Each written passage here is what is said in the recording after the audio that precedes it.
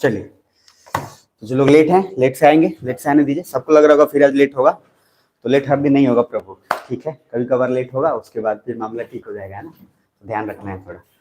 चलिए, सब ठीक हो ना? जोर से बोलो पहले, यस नो, दम लगा के एनर्जेटिक रहना है, ऐसा वैसा नहीं कि एकदम, क्या बोला था, बच्चों में बुढ़ापा है बूढ़ों में जवानी है, वो वाला कांड मत प्रूव करिए आप लोग। तो थोड़ा अलर्ट रहिए, मजा आएगा। फिर से लास्ट बार पूछ रहा हूँ, जो लोग भी हाथ थाम के बैठे हैं, 2-3 पोस्टर्स नहीं रखना है, नींद आने लगेगा, इसलिए मजा आएगा। 2 घंटा जो भी है, 2 घंटा 2.5 घंटा 3 घंटा जो भी होगा जी लेंगे बढ़िया से। तो एक बार थोड़ा दम लगा के बोलो ठीक हो तो, अगर ठीक हो तो जोर से पूछ रहा हूँ लास्ट बार, ठीक है? यस बोलोगे तभी स्टार्ट होगा, तो आज ही बंद हो जाएगा क्लास। रेडी हो? चलो 1 2 3 काउंट में बोलना है, ठीक है? 1 2 3, यस और नो? चलो आगे आते हैं। देखो, करंट अफेयर का शुभारंभ कर रहे हैं, उसके पीछे 2-3 बात पहले समझ लो। मैं बचपन से चिल्लाते हुए आ रहा हूं, बचपन से मतलब समझ रहे हैं, बहुत स्टार्टिंग से, कि भैया करंट अफेयर नाम का चीज दुनिया में होता नहीं है। पहली बात तो सर करंट अफेयर से इतना क्वेश्चन काहे पूछ देता है, तो ध्यान से प्लीज पहले 1-2 बार समझ लेना। ये एक बार मैंने थोड़ा सा इसके पहले एक बार क्लास लिया था, 1-2 क्लास, लेकिन उसमें थोड़ा माइक का इशू आ गया था, थोड़ा साउंड का इशू था। सुन पा रहे हो तो देख लेना। जो लोग अभी पहला क्लास है या जिस तरीके का, वो लोग ज्यादा क्या बोलते हैं, ज्यादा लोड मत लीजिएगा, ठीक है? आपके लिए फर्स्ट क्लास में आपको लगेगा कि क्या ही कर रहा है, क्या ही है कनेक्शन है। आप लोग के लिए जो भी बच्चे जो न्यू है या जिनका फर्स्ट क्लास है, उनको आराम से मैं पहले बताऊंगा, उस हिसाब से कर लेना। ये इसलिए मैं आपको अलाउ कर रहा हूँ फर्स्ट क्लास, क्योंकि किसी भी क्लास का कम्युनिकेशन स्किल आप समझ सकते हो, आपको एक आइडिया लग जाएगा कि क्या है क्या नहीं है। उस आइडिया के लिए बस आपको बैठाया गया है। अब पहला दिन ये सोचोगे कि इंटरनेशनल सारा समझ में आ जाए, IR भी सारा समझ में आ जाए, तो कभी होने वाला नहीं है। इसीलिए बस सिर्फ इस बात को समझना कि हाँ क्या हो पाएगा क्या नहीं, तरीका क्या है, कैसे है। और मैंने बार बार बोला आपको, डेमो क्लास 5 दिन 10 दिन का कोई होता नहीं है कुछ भी। आराम से आप चाहें तो एक दिन में अगर आप आइडिया नहीं लगा सकते कि कौन कैसा है, तो फिर आपका प्रॉब्लम है, ये ध्यान से समझना, फिर आप में कहीं ना कहीं प्रॉब्लम है। और किसी चीज को पॉजिटिव पार्ट जरा देखने की कोशिश करेंगे तो मजा आएगा, बाकी इधर उधर की बातें नहीं ध्यान रखिएगा। चलिए तो आते हैं, शुरुआत करते हैं। पहले सब लोग अपना अपना ना प्यार से नोटबुक निकाल लेना, क्योंकि मैं एक बार नोटबुक चेक करूंगा। और नोटबुक जो रखना ना करंट अफेयर के लिए, पहले 2-3 बात क्लियर करते जाता हूं, वो ध्यान से समझ लेना। पहले निकाल लो, उसके फर्स्ट पेज पे कुछ पॉइंट नंबर 1 पॉइंट नंबर 2 जो बोल रहा हूं उसको थोड़ा नोट डाउन कर लो। जो भी लोग आए हैं, नहीं भी आना है क्या आना है, अभी नोट डाउन आए हो तो अभी नोट डाउन करके जाओ। ये 2 घंटा आपको लाइफ में बहुत कुछ सीख के जाओगे यहां से, इस बात की पूरी गारंटी। क्या सुन पा रहे हैं? तो प्लीज नोट डाउन करते जाइएगा और परेशान मत होइएगा इंग्लिश हिंदी को लेकर। मैं बार बार चिल्ला के बोला हूं कि माध्यम भले ही बाधा नहीं पड़ता है, बात सही है, क्योंकि हिंदी माध्यम से भी लोग रैंक 13 ले आ देते हैं। बट हाँ, अगर कितनी बार भी मैं बोलूं तो मेरे बोलने नहीं बोलने के बावजूद भी एक सत्य है, वो हमेशा रहेगा। और वो सत्य सिंपल है कि बॉस इंग्लिश को थोड़ा फेवरेबल मिल जाएगा, तो ये बात आपको मानना पड़ेगा। क्लियर है? तो ध्यान में रख के समझ लेना। और इतना टफ भी नहीं है, इंग्लिश क्या है, भाषा ही तो है, क्या ही है। इंग्लिश सीखने का एक ही तरीका है, उस माहौल में जाके 3 महीने रह जाओ, सीख जाओगे। मैंने कितनी बार बोला, कुछ भी सीख जाओगे। हर भाषा को सीखने का एक ही तरीका होता है, माहौल मिलना चाहिए। हिंदी क्यों दनादन चलता है? क्योंकि हिंदी बचपने से बोलते आए हैं, और CBSE वाले कहे इतना अठलाता है, कहे कि पिछले बचपन से वो उसी में पढ़ा है। उसमें भी नियम था, इंग्लिश अगर नहीं बोलेगा तो एक वर्ड गलत बोला तो 10 रुपया फाइन, 20 रुपया फाइन। उसमें भी कुछ कांड कर दिया, पैसा भी कमाया, सिखा भी दिया, तो ठीक है। अब बिहार बोर्ड में इंग्लिश बोल दिया तो अंग्रेज का औलाद आ गया है। प्रॉब्लम यही है, आप समझ पा रहे हैं? बस यही प्रॉब्लम है। इसीलिए मैंने बार बार बोला है कि इंग्लिश का कोर्स जो लोग करते हैं वो लोग 1 नंबर के, जो भी कहना है कह लीजिए, चाहे आपको जो भी कहना है कर लीजिए, लेकिन प्रॉब्लम क्या है, इंग्लिश सीखने का मात्र एक तरीका है, रीड, स्पीक और माहौल बना लो, बस हो गया। ग्रामर सीख के नहीं होता है कि छब्बू के छत पे 6 गो छुछुंदर 6 दिनों से छुछुआ रहे थे, ट्रांसलेशन बनाइए, गजब हाल है। इससे आप इंग्लिश कभी नहीं सीख पाएंगे, ऑनेस्टली ना ग्रामर सीख पाएंगे ना इंग्लिश सीख पाएंगे। इसीलिए इंग्लिश सीखने का मात्र एक माहौल है, क्या कि आप उस माहौल में रह जाओ, किताब इंग्लिश होना चाहिए, उस माहौल में रह जाओ और कहीं भी 3 महीने का टाइम लो, ऐसे जगह पे जाके रह जाओ 3 महीना जहां लोग खाली इंग्लिश बोलते हो, ऑटोमेटिक सीख के आ जाओगे। चौथे महीना से आप एकदम जो है झाड़ के चले आओगे। इसीलिए निवेदन आपसे है कि स्पीकिंग कोर्स मत ही करिएगा, उसमें टाइम ज्यादा लॉस होता है, इंग्लिश नहीं सीख पाएंगे, ट्रांसलेशन भी ठीक से नहीं सीख पाएंगे, बस उसमें होता है ता है ती है रहा है रही है और वो जीवन भर रहा है रही रह जाता है। खैर, तो आपसे निवेदन है। बाकी अब आते हैं करंट अफेयर के पॉइंट पे। पॉइंट नंबर 1 में पहले नोट डाउन करिएगा सबसे फर्स्ट कि स्टैटिक सिलेबस पहले कवर करना है, ये लिख लेना पहले ही। करंट हम पढ़ा रहे हैं लेकिन आपको पहले ही बोल रहे हैं स्टैटिक। और स्टैटिक का मेरा मतलब क्या है? सिंपल स्टैटिक से मतलब है कि आपका पहले आईआर खत्म होना चाहिए, वर्ल्ड मैप खत्म होना चाहिए, पूरा मैपिंग खत्म होना चाहिए ठीक से, पॉलिटी खत्म होना चाहिए, फिजिकल ज्योग्राफी, इंडियन ज्योग्राफी, सारा कुछ आराम से पहले खत्म हुआ होना चाहिए। क्लियर है? सुन पा रहे हो? बिना स्टैटिक का करंट से कुछ नहीं होगा। आधा से ज्यादा बच्चे चिल्पो मचाए रहते हैं कि करंट सर, करंट से, करंट से, करंट से। करंट नाम का इस दुनिया में कुछ नहीं होता। और फिर से बोल रहा हूं, कुछ तथ्य जान लो, आए हो तो सीखिए।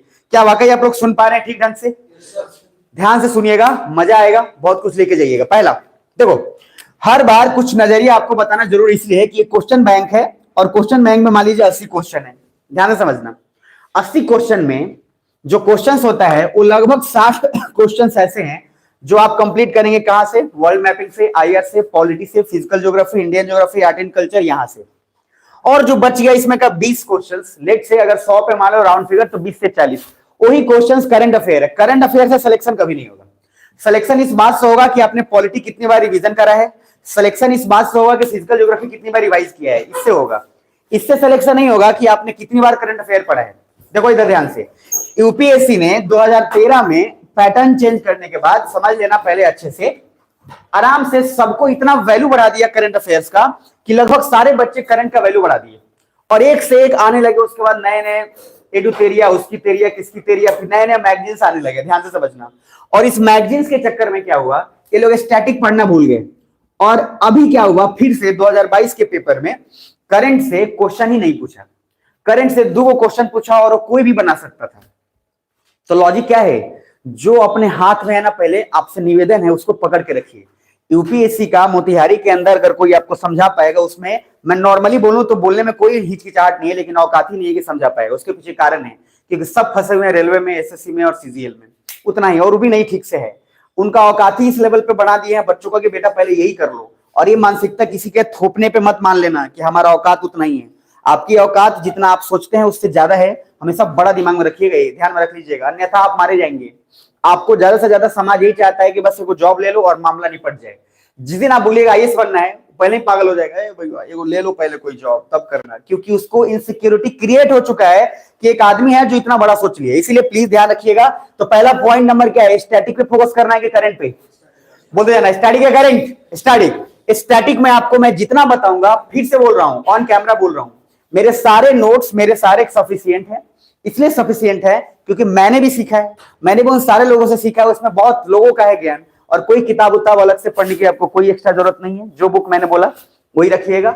लक्ष्मीकांत जो लोग पहले ले आकर रख लिए हैं वो लोग थोड़ा ध्यान में रखिएगा, उस सब का जरूरत नहीं पड़ता है। टॉपर्स लोग जो बोल देता है एनसीईआरटी पहले पढ़ के आना, दिमाग में रखिएगा, इस सब के चक्कर में पढ़िएगा मत। इसलिए टॉपर्स का घर देखकर अपना झोपड़ी नहीं जलाना है। हर किसी का अपना अलग अलग प्रोसेस होता है। एनसीईआरटी मेरे पढ़ाने के बाद 10 से 15 दिन में आप पूरा कवर कर लेंगे, फ्रॉम 6 to 12। इस बात की गारंटी है। आपको बिलीव करना होगा, बात खत्म है। अगर बिलीफ नहीं है आप कहीं के नहीं रहेंगे। खैर, तो पहला पॉइंट नंबर है स्टैटिक कवर करना है या फिर करंट करना है? स्टैटिक। दूसरा पॉइंट नंबर लिखना, लिखिएगा दूसरा, 2 years करंट अफेयर्स लिख लेना। स्टैटिक के बाद लिखना 2 years करंट अफेयर्स। मैं सीए शॉर्ट में लिख रहा हूं, आप पूरा लिखना 2 years करंट अफेयर्स। अब देखो, वैसे बच्चे जिनको पेपर इस साल नहीं देना है, 2024 में मान लीजिए 26 मई को मान लीजिए प्रीलिम्स है, वो पेपर नहीं देना है, तो वो बच्चे अब सोचेंगे कि यार करंट अफेयर पढ़ के क्या ही होगा। फिर से बोल देता हूं, आदत से लाचार मत होइएगा, ध्यान से समझिए। यूपीएससी अब ज्यादातर 2 साल का करंट अफेयर्स पूछने लगा है और उस 2 साल के करंट अफेयर में जो लेटेस्ट वाला है उसको कम कर दिया है और जो पिछले साल वाला उसका ज्यादा कर दिया है। इसीलिए अगर आपको सिलेक्शन लेके रखना है तो मिनिमम कम से कम 2 साल का ग्रिप में रखना पड़ेगा। और द हिंदू यहाँ पे डेली आता है, तो आपको बस अगर जो लगातार पढ़े उनको इस करंट अफेयर की कोई जरूरत नहीं है। ये मुझे इसलिए कराना पड़ रहा है क्योंकि आपका प्रीलिम्स का पेपर है, अदरवाइज इसकी सच बता रहा हूं कोई जरूरत नहीं है। मैं पढ़ा रहा हूं फिर भी मैं बोल रहा हूं जो मैं करा रहा हूं इसकी कोई जरूरत नहीं है। कोई आदमी अगर लगातार पढ़ा हो तो एकदम गारंटीड। इसीलिए निवेदन आपसे प्रभु ये है कि अगर मैं करा रहा हूं तो उसका एडवांटेज उठा लीजिए, क्योंकि पूरा 1 साल का करंट अफेयर में कवर करा रहा हूं। तो ध्यान में रखना यह है कि आपको पूरा का पूरा 2 साल रखना है। तो जो 2024 में दे रहे हो, चाहे 2025 में देना है, चाहे 2026 तक देना है, ये काम का चीज है। और अभी फरवरी आने वाला है, फॉर्म फिलअप से पहले बजट आता है और एग्जाम होता है मई में। और बजट का क्वेश्चन हमेशा 6 से 7 आपको मिलेगा। बजट और इकोनॉमिक सर्वे में से आपको 6 से 7 क्वेश्चन आने ही आने हैं। अब सिंपल क्वेश्चन पूछ लिया कि वैक्सीनेशन पे कितने करोड़ खर्च किए गए, सिंपल सा बात है, 10 पेज का आता है, 10 पेज कर लो, 36,000 करोड़। अब ये जो है डेटा एक आपको आ गया तो काम आसान हो जाएगा, बुझा रहा है। तो इसमें जो लिखे हैं 2 इयर्स करंट अफेयर्स में, एक चीज पहले यहां पर नोट डाउन कर लो, वो लिख लेना पहले, बजट एंड इकोनॉमिक सर्वे, ये लिख लो। इसलिए मैं बोल रहा हूं कि मैं रहूं ना रहूं, मैं कराऊं या ना कराऊं, प्रभु आप अपना तैयारी करके कर लेना, आपका काम आसान हो जाएगा। हम ये नहीं चाहते कि हम आपको इस दुविधा में रखें कि आपको मेरी जरूरत हमेशा पड़े। आपको मैं इतना लायक बनाना चाहता हूं कि आपको मेरी जरूरत पड़े ही नहीं, बात खत्म। तो बजट और क्या, इकोनॉमिक सर्वे। अगर मैं छोटी सी बात ये आपको बता रहा हूं, इसलिए बता रहा हूं, बजट क्या होता है, आने वाले साल के आगे का प्लानिंग होता है।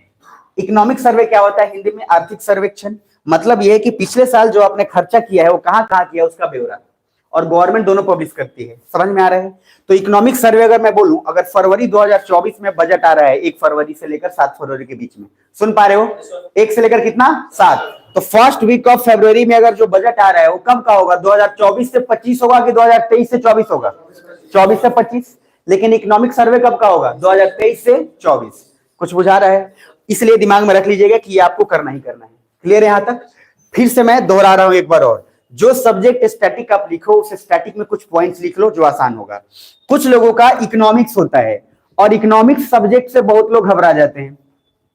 तो यूपीएससी, फिर से बोल दे रहा हूं, और जब मैं यूपीएससी बोलूं ना तो समझ लीजिएगा यूपीएससी मैंने बोल दिया तो लगभग सारे एग्जाम्स यानी कि स्टेट पीसीएस के सारे एग्जाम्स कवर अप हो जाएंगे और उससे आसान ही रहेगा। तो यूपीएससी अगर कर लिए हैं तो बीपीएससी हो जाएगा, यूपीएससी नहीं किए हैं बीपीएससी करने का चांस बहुत कम है। मैं ऑनेस्टली बोल देता हूं, खाली बीपीएससी का जो तैयारी कर रहा है उसके लिए मुश्किल है। इसीलिए मैं जो पढ़ाता हूं, मैं आपको ऑनेस्टली बोल दूं, उस सिलेबस में मिक्सअप है। आपको पता रहे ना रहे, मेरा काम है बताना। हम आपको खुश करके नहीं पढ़ा सकते, जो सच है वो मानना पड़ेगा। दम है तो आइए, नहीं दम है तो जाइए, बात खत्म। तो दम है तो दिखाइए, नहीं तो अन्यथा आधा से ज्यादा लोग गिव अप ऐसे भी कर देंगे, हमारे बस का नहीं है। तो तुम्हारे बस का बेटा कुछ भी नहीं है, रेलवे पे तुमसे नहीं होगा, ध्यान में रखिएगा। तो लॉजिक क्या है कि इकोनॉमिक्स की बात करते हैं तो इकोनॉमिक्स यूपीएससी का पहले ही से ट्रेंड रहा है कि गांव का भी बच्चा यूपीएससी का फॉर्म भरता है। इसलिए इकोनॉमिक्स बस उतना ही होगा जितना एक बेसिक स्टैंडर्ड 10th या 12th तक होना चाहिए, बस उससे ज्यादा इकोनॉमिक्स से क्वेश्चंस नहीं आएंगे। और ऑनेस्टली मैं बोलूं तो करंट में अगर कोई पढ़ रहा है तो उसका इकोनॉमिक्स उसी से कवर अप हो जाएगा। तो किसी को डर है कि इकोनॉमिक्स जो है जो अलग लेवल पे कांड करता है, खासकर कॉमर्स वाले भी होते हैं तो उसमें अकाउंट और इकोनॉमिक्स जो है तहलका मचाता है, तो डरने की कोई जरूरत नहीं है। आपको बेसिक्स इकोनॉमिक्स का आइडिया होना चाहिए। समझ में आ रहे हैं क्या आप लोग वाकई सुन रहे हैं। आगे आते हैं नेक्स्ट। अब इकोनॉमिक्स के बाद वाले पार्ट पे आते हैं। तो कुछ वैसे सब्जेक्ट्स के नाम है जिनको पता नहीं होता है लोग, और मैंने कितनी बार बोला है कि एथिक्स सब्जेक्ट अगर आप नहीं पढ़े हैं, मेंस की तैयारी पहले नहीं की है, तो प्री का भैया छोड़ दीजिए। एथिक्स से 2022 में 6 क्वेश्चन पूछा, और डायरेक्टली नहीं पूछा, इनडायरेक्टली घुमा के पूछ लिया। अब इसका क्या कर पाएंगे आप, कुछ नहीं कर पाएंगे। अब जो बच्चा खाली पढ़ के गया लूसेंट पॉलिटी वाला जा झाड़ के, समझ में आ रहा है ना, पूरा का पूरा लूसेंट रट गया है। ऐसे जनरल कंपटीशन वाले लोग का बस मैंने बार बार बोला कि लास्ट तक जाते जाते मामला 1-2 नंबर से अटक जाएगा। यूपीएससी तो नहीं जाएगा, लेकिन एसआई ये सब जो एग्जाम देते हैं उन सब एग्जाम में फिर लास्ट में जाके अटक जाएंगे। क्या जैसे ही पूछेगा कि हड़प्पा सभ्यता में क्या था, तो उनको कभी मोहनजोदाड़ो याद आएगा, जनरल समझना, कभी कालीबंगन, कभी कुछ याद आएगा। और रटा हुआ चीज क्या वैसे ही है। रटने का भी 2 तरीका होता है ना, एक पूरा कॉन्सेप्ट के साथ रटना, एक रटने का दूसरा तरीका क्या होता है कि भैया पूरा रटो, समझना वाला नहीं। कौन सा 3 इडियट मूवी देखे ही है क्या, मतलब नहीं चाहिए दुबे जी, मतलब नहीं चाहिए, सीधा बोलो रट जाएंगे। समझ में आ रहा है। तो भैया वो अत्याचार को वही काम करेगा। समझ में आ रहा है लॉजिक। तो इसलिए थोड़ा ध्यान में रखिएगा कि एथिक्स का पोर्शन मैं इस बार आपको जितना भी इन्वायरमेंट इकोलॉजी कराऊंगा, चाहे इकोनॉमिक्स कराऊंगा अभी जस्ट इसके बाद, बहुत ही बेहतरीन ढंग से होगा। ऑनेस्टली बता दे रहा हूं, जिसमें दम है। और वो अगर इस बार प्रीलिम्स नहीं निकाला तो मैं आपको ऑनेस्टली बोल दे रहा हूं, आप बहुत दूर चले जाएंगे। और इसके पीछे कारण है क्योंकि बहुत मेहनत है उसमें, बहुत ज्यादा ताकत, बहुत ज्यादा मेहनत है। और मोतिहारी से रिजल्ट देने के पीछे मैंने बोला आपका मानसिकता ही काम करेगा, कोई काम नहीं करने वाला है। इसीलिए करंट जो मैं करा रहा हूं उसमें मैंने क्या बोला है, बजट और इकोनॉमिक सर्वे। मैं बोलूं या ना बोलूं आप देख लीजिएगा, समझ में आ रहा है। आप सीधे वेबसाइट पे जाएंगे, आपको पीडीएफ मिल जाएगा, आराम से वहां से रख लीजिए, 10 पेज का है। मैं बता दूंगा कि कैसे क्या करना है, लेकिन आप एक बार रीड करके अपने लिए रख लेना। क्लियर है? बाकी जैसे ही वो बजट आएगा उसके पहले मैं डिस्कशन करा दूंगा। यहां तक डन? तो जो लोग 24 में पेपर दे, चाहे 25 में दे, चाहे 26 में दे, उनके लिए क्लास हमेशा सफिशियंट है। कुछ बुझा रहा है? अलर्ट रहिएगा। और बहुत लोगों को लगता है मोतिहारी से यूपीएससी कैसे होगा, पहले ही कितनी बार समझा चुके हैं, आप समझाने की जरूरत नहीं है। इसीलिए आपके मानसिकता पे है कि जगह बहुत मैटर नहीं करता है। दिल्ली भी मैंने बार बार बोला गांव था, आप बस बिलीव कर कर काम करते चलो। आज के समय में अगर कोई घर से नहीं आईएएस बन रहा है उसके लिए बड़ा दुख का बात है, क्योंकि घर से आईएएस बनना इजी है आज के समय में, क्योंकि आपको सारा सहूलियत मिल जा रहा है, पढ़ने का टाइम मिल जा रहा है, और वो भी आप नहीं कर पा रहे हैं तो मुश्किल है, दिल्ली जाते जाते खो जाएंगे। बहरहाल आप मेरा साथ, मैंने बार बार बोला फिर से, जैसे ही जब आप टेस्ट लगाएंगे मेरे पढ़ाने का, उसके बाद आपको मजा आ जाएगा कि भैया पिछले 20 साल का क्वेश्चन है, सारा हिट कर रहा है, तो मजा आएगा। कॉन्फिडेंस अपने आप आता है। कॉन्फिडेंस पढ़ने से ज्यादा तब आता है जो आप पढ़े हैं उसके बाद पिछले साल का क्वेश्चन बनाए और हिट हो रहा हो, तो आपको लगने लगता है कि अब हम क्लोज हैं, अब मजा आ जाएगा। तो बिना क्वेश्चंस बैंक बनाए मत जाइएगा। और क्वेश्चन बैंक में ये बहुत लोग क्या है, पहले ले लेंगे ज्यादातर सब्सक्रिप्शन जाके, कोई टेस्ट सीरीज का इधर ले लेगा, कोई इनसाइट आईएएस का ले लेगा, कोई फलना ठिकाना। प्रभु पहले क्वेश्चन बैंक जो अवेलेबल है यूपीएससी जो खुद पूछा है पिछले 20-30 सालों का, वो तो बना लो। टेस्ट सीरीज बाद में, पैसा सबको देना है, पैसा देना है, नया नया सब्सक्रिप्शन, सब कोई ऑनलाइन कोई ना कोई सब्सक्रिप्शन लेके रखा हुआ है, गारंटीड A to Z, बच्चा छोटा बड़ा सब्सक्रिप्शन सब लेके रखा हुआ है, और उसका यूटिलाइजेशन हम लिख के देते हैं, कभी भी 100% हो ही नहीं पाएगा। वो सब साइकोलॉजिकल गेम है, जो जिम वाला गेम चलता है। साल भर का पैकेज इसलिए ले लेता है क्योंकि पता है कि ये जो है 10 दिन बाद आने वाला है नहीं। जिम का जो खर्चा है उस हिसाब से जिम कभी भी सक्सेसफुल हो ही नहीं सकता है, जितना लागत है और जितना उसमें है वो कभी नहीं हो सकती, इसीलिए साल भर का पैकेज रहता है। और जैसी कोई आदमी, कोई और खास आदमी आपको बोल दिया, अरे मतलब आप गए बात करने, बोल दिया यार तुम मोटे थोड़ा ज्यादा नहीं लग रहे हो, अब बताओ घर जाएगा कि जिम जाएगा? वो पहले जिम जाएगा, समझ में आ रहा है? जैसे किसी ने बोल दिया कि जो है तुम थोड़ा ज्यादा वो लग रहे हो, टेंशन हो गया पार्टी को। अब उस दिन जाएगा और पैकेज एक दिन का लेगा कि 1 साल का, दिखा देंगे 6 पैक बनाएंगे। 1 साल का लिया, 10 दिन का बोला इतना ही क्या जरूरी है, 10 दिन के बाद बोला कि पढ़ाई जरूरी है, आईएएस बनना जरूरी है, तो बाद में भी हो जाएगा। सेम यही काम चलता है इधर। ऑनलाइन सब्सक्रिप्शन वाले गेम यही खेलते हैं मार्केटिंग का। करंट अफेयर जो बेचते हैं यही करते हैं, हम लिख के देते हैं, मेरे पढ़ाने के बाद आप अपना खुद का करंट अफेयर बना के बेच लेना, बस खाली ऊपर का कवर पेज लगाना। मैं गारंटी बताता हूं कैसे आप बना के बेच लो, A to Z एक एक आदमी अपने नाम से बेचना, इसकी तेरिया उसकी तेरिया हमारी तेरिया, समझ में आ रहा है? जो मन लगा के बेच लेना, करंट अफेयर बनाया जा सकता है। बस यही फर्क है कि आपको लगातार 6 महीना उसको एक बार अपडेट करते रहना पड़ेगा अपने आप को, न्यूज़पेपर से, द हिंदू से, और कुछ नहीं। क्लियर यहां तक? और इसमें कुछ अपना जोड़ देना अलग से कि शॉर्ट नोट्स 3 महीना में आग लगा दे, आप समझ रहे हो? जो जोड़ देना। क्रैश कोर्स का अलग चलता है भैया, पहले बोल देता हूँ, क्रैश कोर्स शुरू के चक्कर में नहीं, मेरे पास बार बार बहुत सारे बच्चे आएंगे, सर 3 महीने में करा दीजिए। हम बोले प्रभु आप कहीं और रास्ता देखिए, 3 महीने में अगर आईएएस होना होता है ना, कोई करा देता है। ये सब क्रैश कोर्स के चक्कर में नहीं पड़िएगा, बड़ा लोग घूम रहा है, अगर क्वेश्चन नहीं लड़ा तो हमको रोड पे जिंदा जला देना, उनको ढूंढ रहा हूं मैं समझ में आ रहा है? ध्यान में रखिएगा, क्योंकि किसी का नहीं हो रहा है, सब जो है दुकान पे अपना अपना पान का खोला हुआ है। निवेदन आपसे, लास्ट बार बोल रहा हूं, स्टैटिक पे फोकस करेंगे, करंट पे जोर से बोलना, स्टैटिक पे प्लीज। मैं बोलूं ना बोलूं, कोई दुनिया इधर उधर हो जाए, सच यही है, आपका सिलेक्शन आसान क्वेश्चन से होगा, हार्ड क्वेश्चन से नहीं होगा। आसान क्वेश्चन को इतना ग्रिप में रखना है कि उसमें कंफ्यूजन नहीं। क्वेश्चन डिफिकल्ट से आईएएस कोई नहीं बनता है, आसान क्वेश्चन धड़ाक एकदम, मतलब बोलता है एक बार आया धड़ाक से लगे, इतनी बार रिवीजन हो तभी बनिएगा। इसीलिए क्वेश्चंस का पैटर्न हमेशा 60% इजी रहता है, 20% मीडियम रहेगा, और 20% डिसाइड करेगा कि रैंक 1 रैंक 2 उसके लिए होता है। वो रैंक 1 रैंक 2 के लिए चिंता मत करिए भैया, आईएएस बनना है, 499 रैंक है चाहे रैंक 1 है, आप उतना ही नॉलेज लेकर रखे हैं जितना रैंक 1 का है, इसलिए टेंशन नहीं लेना है। कुछ समझ में आ रहा है? तो सर दिमाग में रखिएगा स्टैटिक, मैं कितना भी बोलूं नहीं, फिर भी मैं करंट का करा रहा हूं, जिसको कवर अप करते रहिएगा। एक नोटबुक बनाइएगा और नोटबुक में 2 साल का करंट अफेयर, कोताही मत करना, सादा पेज पे रखना, लाइनिंग वाले पे मत यूज करना, बुझा रहा है? ध्यान रखिएगा। तो पहला है सबसे फर्स्ट वीरो वॉर, और आप अपना जैसे मैं बता रहा हूं तरीका वैसे ही नोट्स बनाना।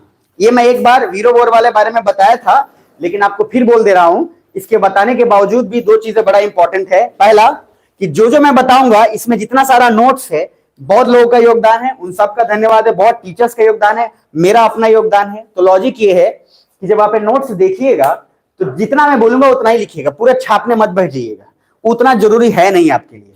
कुछ समझ में आ रहा है? क्योंकि बहुत कुछ इसमें है। तो जैसे वीरो बोर्ड, अब नोट्स आपको बनाना है करंट अफेयर का, तो कैसे बनाएंगे? तो सिंपल ये टॉपिक लिखना है बस जो है, और वीरो बोर्ड, और जो न्यूज में क्यों है वो सबसे इंपॉर्टेंट वो दिमाग में रखना है, क्या कि न्यूज में आया क्यों, और न्यूज में जब आया तो उसके पीछे का बैकग्राउंड जान लेना है। क्या बुझा रहा है? तो लॉजिक ये है कि सर बस दो चीज लिखना है कि न्यूज में क्यों है और ये है क्या। अब मान लो यहां पे आ गया लेट से एडीए कि एंटी डिफेक्शन लॉ है। अब एंटी डिफेक्शन लॉ आ गया कि दल बदल कानून है, तो न्यूज में क्यों है ये दिमाग में रख लीजिए। अब अगर यही नहीं पता है कि दल बदल कानून है क्या, तो मामला फंसेगा। तो मामला फंसने के लिए इसलिए मैंने बोला वो स्टैटिक से ही कवर अप हो जाएगा। क्लियर है? तो पहला वर्क लिखिएगा हेडिंग वीरो बोर्ड, ध्यान से वीरो बोर्ड, और अलर्ट रहिएगा प्लीज। मन नहीं करे जब भी जा सकते हैं क्लास के बाहर, कोई दिक्कत नहीं है, लेकिन जब आप जितना देर रहे हैं उतना देर ध्यान से पढ़िएगा, कोई जबरदस्ती नहीं है जी, आराम से आप निकल जाइएगा। तो पहला है वीरो बोर्ड। वीरो बोर्ड का सिंपल है, देखो इसमें जो है आसान है मेरे लिए कि मैं आपको बता दूं, ये देख कर ये बहुत आसान है मेरे लिए, बहुत चीजें इजी है। और मैं अगर आपको ऑनेस्टली बोलिए मैं पीडीएफ आपको दे दूं तब भी खुद से भी पढ़ जाओगे तब भी काम आसान हो जाएगा। लेकिन एक बार दोहराने का कारण ये है कि कभी कभी क्या होता है मेंटोरशिप में और पढ़ाने में यही फर्क होता है। मेंटोरशिप क्या करता है, वो आपको गाइड करता है, नहीं भी मन है ना तो आप साथ में बैठ के पढ़ लोगे, खाली हम भले उसको करें लेकिन पढ़ लोगे। और जब आपको बोल देंगे कि आप लीजिए और पढ़िए, तो हो सकता है कि आप 3 दिन की जगह पर पिछले 10 दिन से पढ़ रहे हो और उसका कोई हिसाब किताब नहीं लगेगा। क्लियर है? तो वीरो बोर्ड का सिंपल मीनिंग है कि एक ऐसा ऑर्गेनिज्म, और आप चूंकि बहुत पहले पढ़े होगे जैसे ओमनीवोर पढ़े होगे ना, सर्वाहारी शाकाहारी मांसाहारी जो पढ़ते हो, तो लास्ट का वर्ड है वोर। तो वोर का मतलब होता है खाना, जो आप खाते हैं। तो यहां पे भी है वोर, तो इसका मतलब क्या है, खाना। और उसके बाद है वीरो, वीरो मतलब होता है वायरस। तो ऐसा ऑर्गेनिज्म जो वायरस को खा जाए, सोचो एक ऐसा ऑर्गेनिज्म जो वायरस को ही खा जाए, उसको क्या बोल रहे हैं, वीरो बोर्ड। अब ये सर ढूंढ रहे थे सब लोग लॉकडाउन में कि कौन है जो कोरोना वायरस को खा जाए, ऐसा ऑर्गेनिज्म मिल जाए तो कितना आसान हो जाता, बट कमबख्त मिला नहीं, बाद में मिला। तो लॉजिक क्या है, ऑर्गेनिज्म रिसर्च है फाउंड दैट फर्स्ट नोन वीरोबोर ऑर्गेनिज्म दैट ईट्स वायरसेस। तो पहला मिला है, और ये आपको मेंस में भी इस्तेमाल होगा साइंस एंड टेक के अंदर, और दूसरा बायोटेक्नोलॉजी में क्वेश्चन बनेगा और प्रीलिम्स में पूछेगा ही पूछेगा। फिर से बोल रहा हूं, वीरोबोर मतलब क्या, जो बैक्टीरिया को खाए या वायरस को खाए, दैट्स इट। तो आपको क्या दिमाग में करंट में रखना है। अब इसके अंदर देखो इतने सारे डिटेल दिए हुए हैं, इतने सारे, कोई जरूरत नहीं है भैया, इसका कोई जरूरत नहीं है जाकर यहाँ पे रटना उठना नहीं है। मैंने बार बार बोला, मेरी बात ध्यान से समझते जाइएगा। आजकल चैलेंज इस बात का बिल्कुल भी नहीं है कि आपको कितना आता है, चैलेंज इस बात का है कि समेटना कितने कम में है। सबसे बड़ा चैलेंज है। आजकल इन्फॉर्मेशन ज्यादा है, इन्फॉर्मेशन कम कितना करे ऑथेंटिक कि हमारा आईएएस बनना जो है आसान हो जाए। और अगर इन्फॉर्मेशन बहुत ज्यादा के चक्कर में पड़ गए तो गड़बड़ हो जाओगे। इतना इन्फॉर्मेशन है, इतने बुक्स हैं कि आप परेशान हो जाएंगे। तो फिर से बोल रहा हूं, वीरोबोर में सिंपल एक चीज याद रखना है, क्या, an organism that it's bacteria virus. Done, पक्का? तो मैं थोड़ा तेजी में बढ़ाऊं हल्का सा, चलिए। तो नेक्स्ट ये आते हैं इसके बाद national green hydrogen mission, very important topic, और आप लिख के ले लो, इस बार का पेपर आएगा मेंस वाला और आप दिखाना मेंस के बाद ये क्वेश्चंस होगा, आप लिख के ले लो। और उसके बाद मैंने जितनी बात बोला है, मेरा सारा जो है वीडियोस में जितनी बातें जब जब बोली है हर बार हुआ है। इसका मतलब ये नहीं कि अपन बाबा हैं, झांसाराम और ये सब बाबा श्री श्री 108, बिल्कुल नहीं। आप भी पढ़ेंगे, आपको भी आइडिया लग जाएगा आने वाले समय में क्या है। जैसे चाणक्य को इतना नॉलेज था कि उसको पता था कि आने वाले समय में ये चीजें होंगी, आपको भी आइडिया लग जाएगा। नॉलेज से फ्यूचर बहुत आसान हो जाता है, करेक्ट बात है। नेशनल ग्रीन हाइड्रोजन मिशन, इसके मेन तथ्य पे ध्यान दो और मामला आसान करो। सबसे पहला वर्ड है नेशनल है, तो जो ये स्कीम लागू होगा, क्योंकि क्वेश्चन आपसे क्या पूछेगा कि ग्रीन हाइड्रोजन मिशन, नेशनल हटा देगा, green hydrogen mission is implemented bye मुख्यमंत्री नीतीश कुमार, सेंट्रल गवर्नमेंट, फिर अलग अलग स्टेट्स का नाम। तो जब भी वर्ड नेशनल लगा है तो क्या ये सेंट्रल लेवल पे है या स्टेट लेवल पे है, दैट्स इट। तो national green hydrogen mission implemented by the central, पहला, बस इसके शब्दों पे ध्यान दो। हम लोग में से ज्यादातर लोग टॉपिक पे ध्यान देते ही नहीं है। मैंने बार बार बोला कि अगर कोई टीचर्स पढ़ाता है या आपको मैंने बोला कि चैप्टर 8 पढ़ो, तो आप क्या करते हो, हाँ चैप्टर 8, स्कूल में नहीं होता था कि अच्छा चलो खड़ा हो जाओ, ये पढ़ो चैप्टर 8, अब खड़ा हो गया चैप्टर 8 घोड़े की सवारी, और नीचे से पढ़ना शुरू किया। उस घोड़े की सवारी टाइटल क्यों दिया है, उसके पीछे कोई ना कोई तो लॉजिक होगा कि टॉपिक क्यों दिया है, उसका नाम आलू क्यों नहीं दिया है। अगर हम 2 मिनट सिर्फ इस बात पर गुजार लें कि नेशनल ग्रीन हाइड्रोजन मिशन है क्या, तो ये नीचे का आसान हो जाएगा। प्रॉब्लम ये है कि हमने पास टाइम नहीं है ना, हम ये देखते ही नहीं और हम सीधा यहां से देखना शुरू कर। आपका भी नजर पता है कहां पड़ा होगा, ये थोड़ा सा पड़ा होगा और सीधा यहां नजर आएगा, अच्छा ये गया गायब। और अगर आप इस पे ध्यान देंगे तो आपको ऑब्जेक्टिव बनाना बहुत आसान होगा। यूपीएससी में वही चाहिए। कुछ बुझा रहा है? तो पहला सेंट्रल लेवल पे डन। अब दूसरा वर्ड है ग्रीन, दूसरा है हाइड्रोजन मिशन, आपको पता है। तो 2 वर्ड आ गए, एक क्या हो गया, ग्रीन, एक हाइड्रोजन। आजकल ग्रीन ग्रीन चारों तरफ चल रहा है। ग्रीन का सिंपल मीनिंग थोड़ा सा अलग है, समझना। देखो लेट से H2O है, H2O क्या चीज का फॉर्मूला है, पता ही होगा, इतना आसान क्या है। अगर ये भी पता किसी को नहीं हो तो भाई आपका भगवान भला करे, हम नहीं कुछ करेंगे।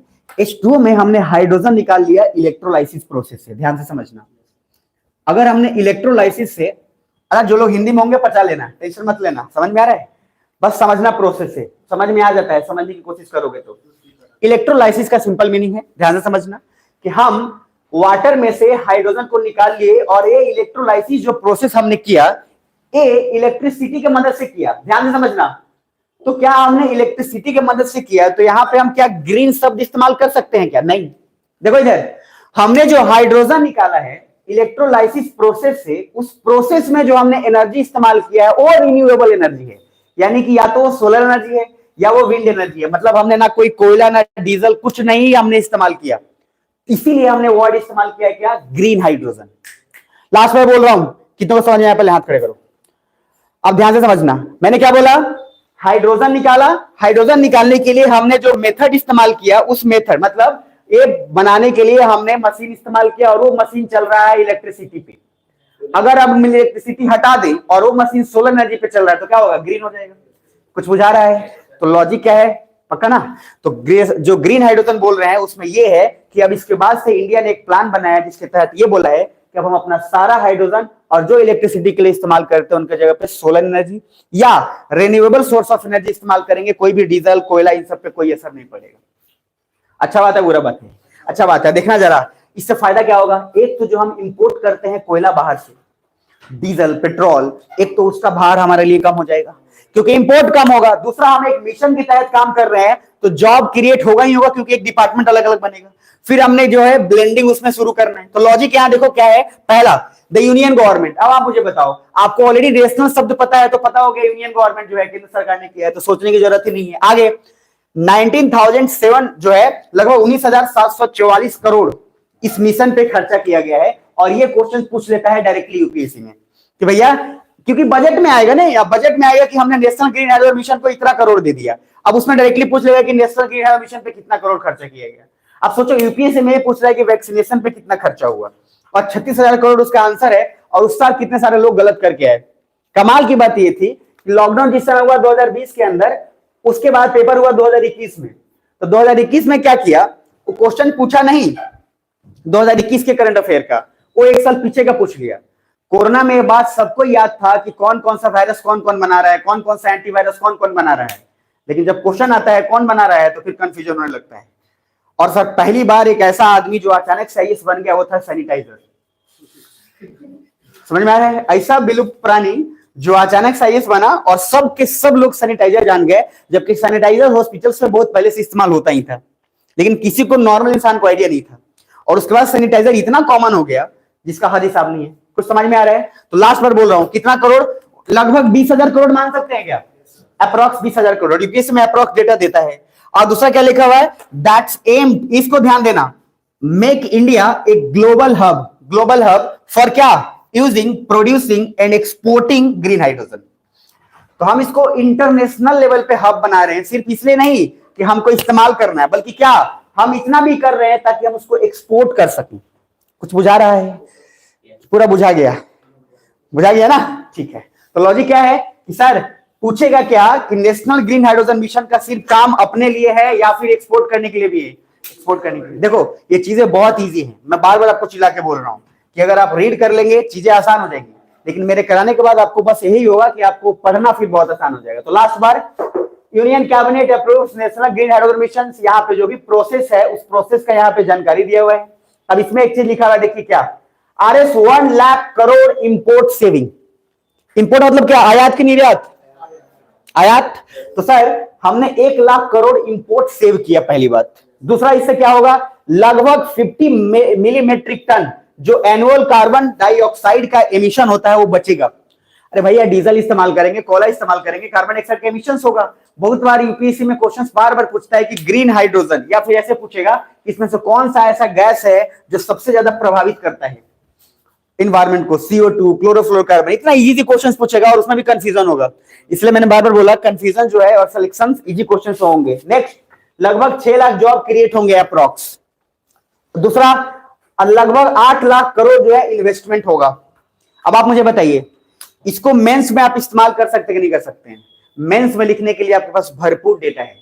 मेंस सिर्फ फिलोसफिकल नहीं होता है कि कुछ भी लिख दिया, हाँ सब ठीक चल रहा है, घी दूध की नदियां बह रही हैं, खूब सारा जॉब क्रिएट, कैसे हो जाएगा भाई? यू हैव टू गिव एक अप्रोप्रिएट आंसर, और ये डेटा जो है गवर्नमेंट का है, गवर्नमेंट के साइट पे अवेलेबल है। तो आपको सिंपल लिखना है कि अकॉर्डिंग टू दिस मिशन लगभग 1 लाख करोड़ जो है ये होगा, ये लगभग इतने जॉब क्रिएट होंगे, लगभग इतना इन्वेस्टमेंट होगा, इससे इतना फायदा होगा। क्लियर है? तो सबसे पहला बताना वीरोबोर क्या था? That it's virus. दूसरा क्या है? ग्रीन हाइड्रोजन मिशन, जिसका सिंपल क्या है मोटिव? सिर्फ अपने लिए बनाना या फिर वर्ल्ड लेवल पे एक्सपोर्ट करना? वर्ल्ड पे एक्सपोर्ट करना, बात खत्म। एंड द इन्वेस्टमेंट, और इसमें जो चीज है ये 4 पॉइंट प्लीज इसको नोट डाउन कर लेना प्रभु, ये 4 पॉइंट नोट डाउन कर लो, चाहे जो भी हो जाए क्विकली। क्या करोगे? सिंपल 1 लाख करोड़, क्या इंपोर्ट सेविंग, 6 लाख जॉब, उसके बाद ये 50 मिलीमीटर तक CO2 इमिशन जो है वो कम। और CO2 इमिशन की जब भी बात आए उसके पीछे फायदा है, क्योंकि वर्ल्ड ने एक टारगेट लिया है, सस्टेनेबल डेवलपमेंट गोल। देखो अभी जो भी शब्द समझ में नहीं आए परेशान मत होना, समझ में, जैसे ध्यान से समझना, सतत विकास और ये सब जो है मतलब क्या है कि हमको आने वाले इतने सालों तक कार्बन के एमिशन बिल्कुल 0 कर देना है, चाहे इतना % घटा देना है। कुछ समझ में आ रहा है? और गवर्नमेंट ने ये जानबूझ के ये किया है ताकि हम कार्बन एमिशन भी कम कर लें और हमारे इन्वेस्टमेंट भी हो जाए। और इसीलिए इसका सबसे बेस्ट एग्जांपल क्या हो सकता है? International solar alliance. तो बताया था ना, international solar alliance is the best example. और जाकर मोदी जी वहां गर्दा उड़ा दिए। फिर से बोल दे रहा हूं, जाके क्या बोले? सूर्य पुत्र। मोदी जी का है ही भाई और बहनों, सूर्य पुत्र वाला जो मामला है, मतलब जो लोग सन के करीब हैं उनको ज्यादातर इसमें भरपाई, मतलब इनको ज्यादा फायदा मिलेगा और मिलना भी चाहिए। अब आपके घर के आंगन में अमरूद का पेड़ है और खा कोई और रहा है तो भाई ऐसे थोड़ी ना चलेगा। बेस्ट अमरूद आपको खाना चाहिए, दूसरे को देने तो सड़ा हुआ दीजिए। समझ में आ रहा है? ये समझ रहे हैं? तो लॉजिक क्या है कि सर जिसका है उसको एडवांटेज होना चाहिए। लेकिन क्वेश्चन सोलर अलायंस ने पूछ दिया था 2022 के मेंस में। मेंस का क्वेश्चन था कि क्या इसमें जो भी कंट्री जो बाहर के हैं, जो सूर्य पुत्र नहीं है, वो लोगों ने ज्वाइन किया है तो उनका क्या फायदा है? तो उसमें ध्यान में रखिएगा, जब आएगा तब भी आएगा, बाद में आ भी जाएगा, लेकिन ध्यान में रखिएगा कि बाहर जो कंट्री है वो किस कंट्री को, या मेन इंपॉर्टेंट डिसीजन होगा उसमें उनका हिस्सेदारी नहीं होगा, वो सिर्फ मेंबर होंगे, उस पर्टिकुलर पॉलिसी का फायदा उठा पाएंगे। लास्ट बार बोल रहा हूं, फिर से डेटा का लिख लियोगे तो ठीक है। 1 लाख करोड़ क्या होगा? जॉब क्रिएट होगा कि इंपोर्ट सेविंग होगा? Import saving. जॉब कितने क्रिएट होंगे? अप्रॉक्स 6 लाख। तो जब भी आप यूपीएससी में लिखेंगे ना, और जो गवर्नमेंट का डेटा, अगर तथ्य पूरा फैक्चुअल जो गवर्नमेंट का डेटा वो सही है तो एग्जैक्ट लिखो, और अगर फिर भी नहीं है और आपको याद नहीं आ रहा है मान लो, तो उस समय क्या लिखना है? The jobs will be created approx 8 to 10 lakhs। एकदम अंदाजा लगा देना है। समझ में आ रहा है? और चूंकि मेंस में लिख रहे हैं तो अंदाजा जो है उतना करनी है। जब नेता लोग कुछ बोलेगा, कुछ करेगा, तो आप IAS ऑफिसर हैं तो अंदाजा तो आप लगा ही सकते हैं। नेता नहीं बोलेगा अगले साल पक्का पुल बनेगा, टूट गया पुल, बनेगा बाद का टूट गया अलग। अभी तक गांधी सेतु पे कार्य प्रगति पर है, एक साइड चलता है, दूसरे साइड कार्य प्रगति पर है। फिर भी इसीलिए आपको क्या रखना है? अप्रॉक्स डेटा देकर निकल जाना है। और मेंस में यही आपको मार्क्स देगा, मेंस में फिलॉसफी मार्क्स नहीं देगा कि green hydrogen mission will be very. अब जैसे किसी को नहीं आता, इधर देखो, किसी को कुछ नहीं आता इसके बारे में, ना ग्रीन आता ना हाइड्रोजन मिशन, उसको बस इतना पता है कि एक मिशन स्टार्ट हुआ है। पता है क्या लिखेगा? This mission is very nice, it is good for the country. कुछ नहीं आ रहा है तो ये क्या करता है? ऐसा लिखता है सब कि ये this will create a lots of jobs, लेकिन कितना जॉब क्रिएट करेगा ये जिसने लिखा है उसको ज्यादा नंबर मिलेगा या इसको मिलेगा? ज्यादा सा बात है, जो डेटा लिया है उसको मिलेगा। तो आपको सिर्फ फिलॉसफी भाषा से नहीं होगी, भाषण देने से काम जो है आसान हो जाएगा। तो अभी तक मैंने 2 ही बताया है, एक बताया वीरोबोर और दूसरा, प्लीज बोलते जाना, मजा आएगा, एकदम बोर नहीं हो रहा ना, रिलैक्स रहिएगा, मजा आएगा। अब आते हैं उसके बाद नेक्स्ट। इसके अंदर देखो ये ऑब्जेक्टिव पूरा जो मैंने बता दिया, इतना सारा उसके अंदर लिखा हुआ है, कोई जरूरत नहीं है। ऑब्जेक्टिव क्या क्या है तो आपको पता है। नोडल मिनिस्ट्रीज कौन है तो यहाँ पे ए वाला लिख लीजिएगा, ये वाला, क्योंकि क्वेश्चन पूछता है कि ये कौन से मंत्रालय के तहत आता है। तो लिख लीजिएगा the national green hydrogen mission comes under the, लिख लेना प्रभु, काम का चीज है, बेकार का चीज नहीं है। और पढ़ने का मन नहीं करे तो क्या है, गेट दोनों तरफ से खुला हुआ है, जिधर निकल जाइए। समझ में आ रहा है ना? National green hydrogen mission comes under the ministry of क्या? New and renewable energy. ये अलग डिपार्टमेंट इसके लिए बना दिया गया। अब हम आगे बढ़ते हैं। अब इसका पोटेंशियल क्या है, फिर इसमें चैलेंजेस क्या क्या है। देखो चैलेंज तो हर चीज का है, मतलब चैलेंज मतलब क्या है? पॉजिटिव नेगेटिव है ही। अच्छा मिनिस्ट्री पहले लिख लिया कि नहीं लिखे? मंत्रालय क्या था? न्यू एंड रिन्यूएबल एनर्जी, वही मंत्रालय है। बस उसको अलग बना दिया गया एक। अच्छा आप मुझे बताओ, किसी चीज का सिर्फ फायदा होता है नुकसान होता है? जब नहीं आता है तो एक चीज लिखना, क्या? जब नहीं पता हो कि this policy is very nice but it has also some disadvantage. भाई इस दुनिया का ऐसा कोई चीज नहीं है जिसमें कुछ फायदा और कुछ नुकसान हो। तो ये तब लिखना जब कुछ नहीं आए। अब हर जगह यही लिख के आओगे तो भाई उधर से वो भी लिख देगा, your answer is very nice but I can't give you number. समझ में आ रहा है? तो लॉजिक क्या है कि ध्यान में थोड़ा रखना कि ये थोड़ा सा आपको इस तरीके का जो चैलेंज आएगा तो चैलेंज आप खुद से आइडिया लगा सकते हैं। क्योंकि इंडिया का सबसे बड़ा प्रॉब्लम जानते हैं क्या है? इंडिया का प्रॉब्लम ये है कि इंडिया जो है, मैंने बोला था एक शब्द आपको जिनको बताया था, डिलीवरी डेफिसिट। याद है? डिलीवरी डेफिसिट का मतलब होता है कि अपन बोल तो बहुत कुछ देते हैं कि ये कर देंगे वो कर देंगे, हम नहीं करते हैं, चाइना कर लेता है। हमने बोला 2050 तक हमने ये कांड किया, हमने बोला 2023 तक हम इस ग्राफ पे पहुंच जाएंगे, हम नहीं पहुंचे, चाइना पहुंच गया। तो हम आइडिया दे देते हैं और वो पहुंच जाता है। तो हमारे इंडिया में एक डिलीवरी डेफिसिट का हर जगह प्रॉब्लम, इसलिए बोल देता हूं फिर से, चाहे साइंस एंड टेक हो, चाहे आर्ट एंड कल्चर हो, चाहे आपका इकोनॉमिक्स हो, ज्योग्राफी, फिजिकल, पॉलिटी, व्हाटएवर, जो भी सब्जेक्ट, उसमें एक चीज लिखना, डिसएडवांटेज में डिलीवरी डेफिसिट। हर जगह कुछ आंसर्स कॉमन होते हैं जो हर जगह लिखना है, और वो कहीं, जैसे मैंने बोला जब भी पूछे पॉल्यूशन के लिए तो क्या लिखना है? Grow more and more tree. भाई सिंपल सा बात है। दूसरा क्या? अवेयरनेस बढ़ाओ। ये एकदम सेफ आंसर है, कहीं से कोई दिक्कत नहीं है। तो लॉजिक ये है कि चैलेंज इसमें भी है, उसमें डिलीवरी डेफिसिट का सबसे बड़ा चैलेंज है। दूसरा, हमारे पास टेक्नोलॉजी उस लेवल पे अवेलेबल है कि नहीं, ये भी देखना पड़ेगा। हमने बोल तो दिया। नेक्स्ट, ग्रीन हाइड्रोजन के बाद ये राइट टू स्ट्राइक।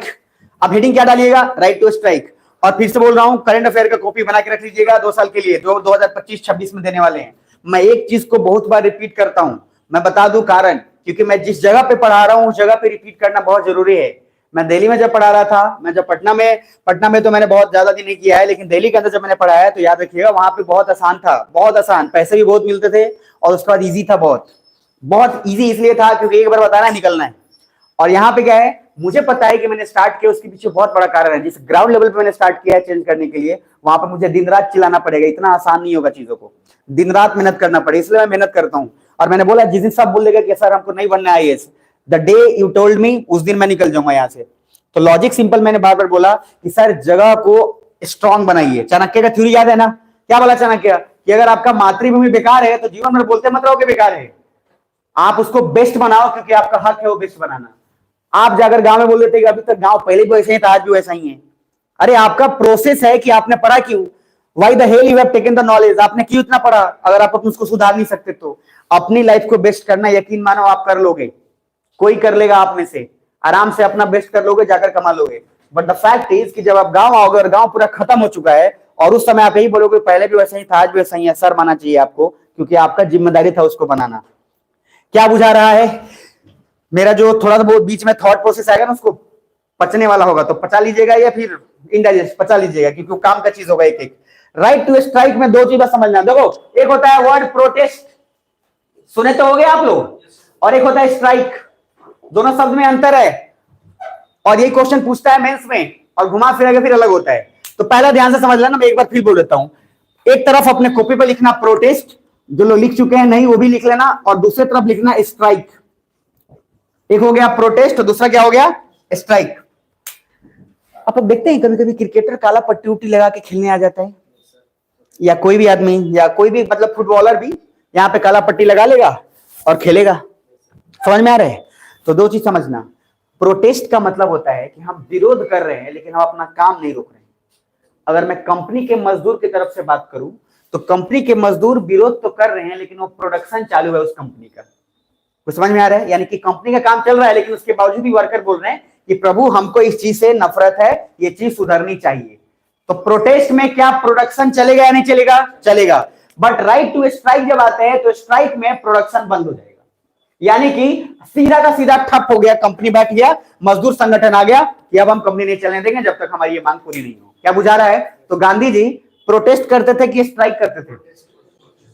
ध्यान से समझना, ज्यादातर गांधी जी जब जीते हैं उस समय पहले उनका मोटिव हमेशा प्रोटेस्ट का होता था, जब प्रोटेस्ट नहीं होता था तब उसके बाद स्ट्राइक पे आते थे। इसलिए खेड़ा आंदोलन, उसके बाद अलग अलग जो है मिल का आंदोलन, ये सब अलग अलग लेवल पे काम किया है। ध्यान से समझना। फिर से लास्ट बार पूछ रहा हूं, इसको मिटाने के बाद याद रखने का एक ही तरीका है, P for protest, P for production. तो प्रोटेस्ट में प्रोडक्शन चलेगा कि नहीं चलेगा? जल्दी बोलेगा हाँ या ना? चलेगा। और स्ट्राइक में नहीं, और आप इसमें क्वेश्चन देखना क्या लिखा है, राइट टू स्ट्राइक। सवाल इस बात का है कि क्या आपके पास हक है स्ट्राइक करने का। केरला का हाई कोर्ट ने एक बहुत ही जबरदस्त डिसीजन दिया और इसने बोला है कुछ, उसको समझना जरूरी है, ये आपके लिए काम है। क्या बोला कि the Kerala high court has reiterated, मतलब दोबारा से बोला that government employ who participate in general strikes, वैसे गवर्नमेंट एम्प्लॉय, कोई भी गवर्नमेंट एम्प्लॉय जो किसी स्ट्राइक में शामिल होते हैं तो affecting the normal life of the public and public exchequer are not entitled to be protected under article 19 of the constitution. Article clause 1, ये ध्यान से समझना। मतलब आप सोच के देखो कितने कितने लोग आंदोलन, क्या कभी डॉक्टर का आंदोलन आपने सुना है? सुना ही होगा ना, डॉक्टर आंदोलन किए हैं। अच्छा ठीक है, कुछ लोग उस पर मार रहे थे बार बार जोक। उसके बाद म्युनिसिपैलिटी, नगर पालिका वाले भी कर रहे थे, तो नगर पालिका वाले के बाद किसान आंदोलन भी चला, तो किसान लोग टमाटर मटर फेंक दे रहे थे। फिर दूध आंदोलन हुआ तो दूध फेंक दिए, तो कुछ लोग बोल रहे हैं बैंक वालों को कब दिमाग में आएगा, समझ में आ रहा है कि बैंक वाला जो है उसको कब दिमाग आएगा कि वो आंदोलन इस तरीके से करेगा।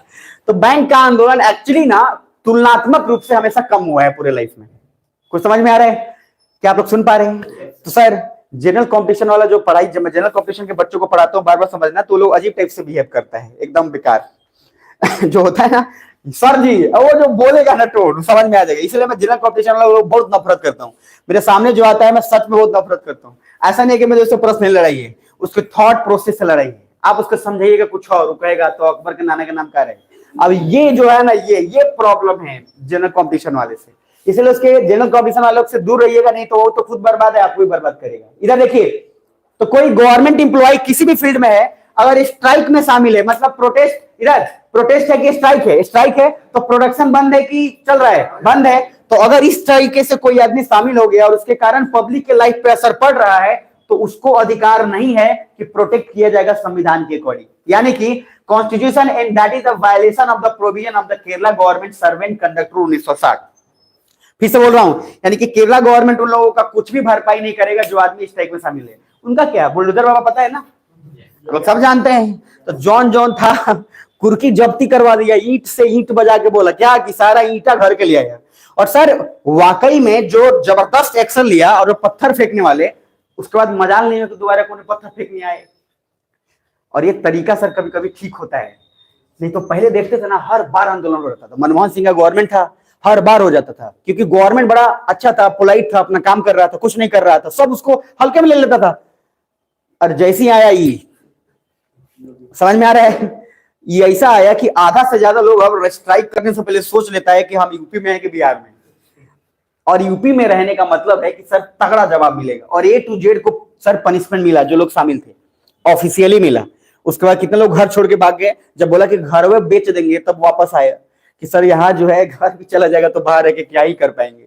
लॉजिक है। आप मुझे बताइए कि राइट टू स्ट्राइक में अगर कोई गवर्नमेंट शामिल है तो उसको बचाना चाहिए भी नहीं।